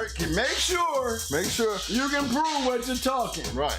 Don't just talk about it. Don't talk about it. Don't just talk about And it. don't tell me what you heard. No, I'm going to tell you, don't just be out here just talk about it. You better be ready to be about it. That's right. And if you're going to be ready to be about it, You better be ready to prove it. You know to prove it, you got to always. Scratch to win, baby. Every time, man. Don't be acting like, look, there's stages to this shit. There's stages to this shit. Where you at? Where you at in there, man? Yeah, what you gonna do? I'm tell you, man. What you doing tonight, man? I might be the dog of the night. I might just say, fuck it, y'all. I might just say, look here, you know who the dog of the night is? We gonna be the dog of the night, y'all. The whole damn game. Go on hard, Kennels. The whole Shark Tank show. Everybody, we the dogs of the night. Yeah. You know what I'm saying? So I'm gonna put up our shit, okay? Much love, fellas. Let me go rock this out. You know what I mean? The Lord loves us.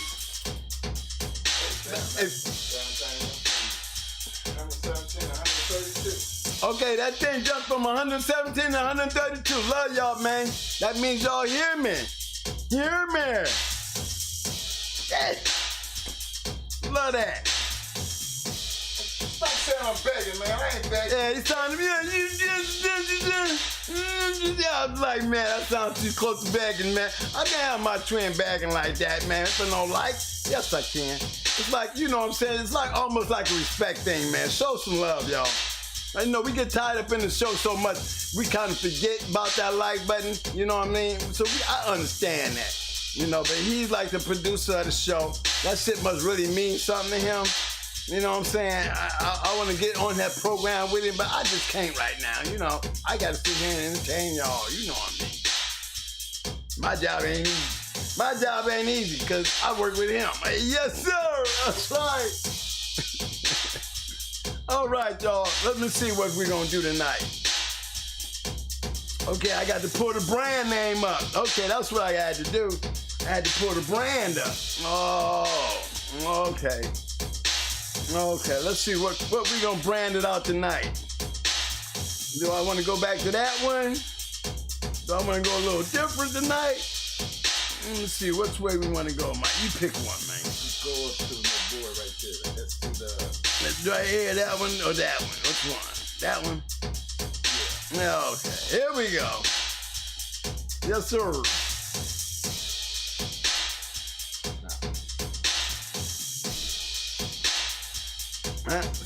That one? Can you make it big? Mm-hmm. I know it's one of these. It's one of these. Which one is it? Full screen.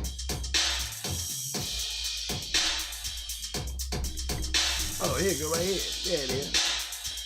Yeah, how about that? You want me to take it? You want to try to drop this other stuff or something else? Yeah. Can't you make the full screen? I can go, full load it? Download it? Nah, don't worry about it. That's good enough? Yeah. It's on there. Just turn it on. Yeah. Okay. Trying to satisfy the money. Here comes the money. Here's the money. See y'all Friday. Love y'all, man. Hey. Down there. Back. That's two there, baby. Come on.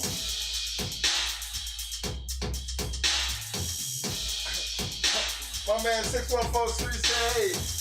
Twin soundboard was on point tonight. Hey man, you been checking out the last two shows, man. Twin done figure some shit out, man. Told you it was a YouTube thing. I had to learn how to integrate it with my soundboards and my studio equipment, but it seems to be working. Appreciate the love. My man said, I bet you there'll be one beat. It won't be one piece of pig there. He said the pig pictures, there ain't be no pig there. Better than no, girl.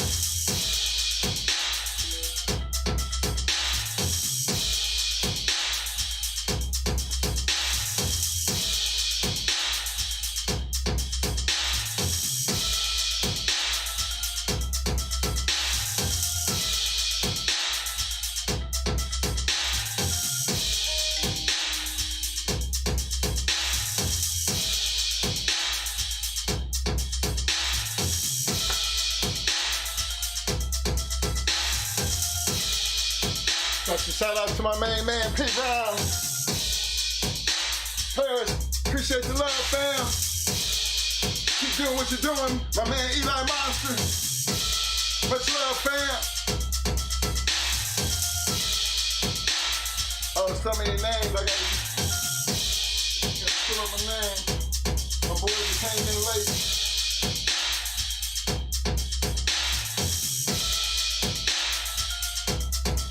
See my man Mike Dannon was in the house. My man Hemi.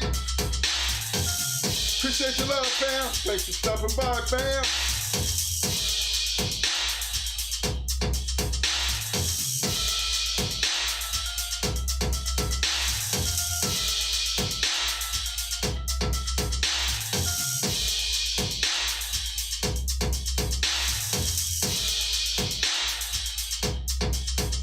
My man Tambin. Appreciate your love. Already got a big shout out to my man Dre. See my brother in the house, live life real and was in the house. Appreciate the love, fam. My man Dirk the Felon. Appreciate the love, fam.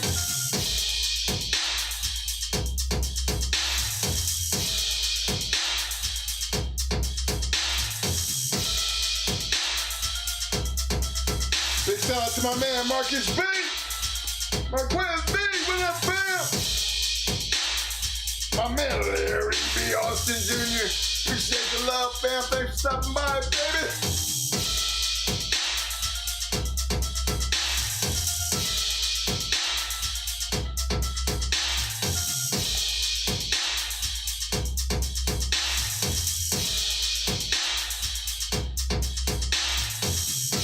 Big shout out to my man, Mr. Damian Johnson. Appreciate the visit, fam.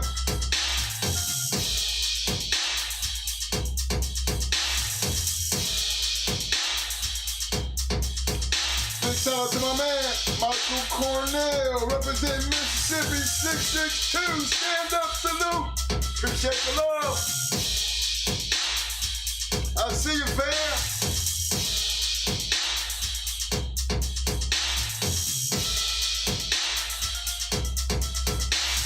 Big shout out to all the new viewers that popped up in there, hanging out with us tonight.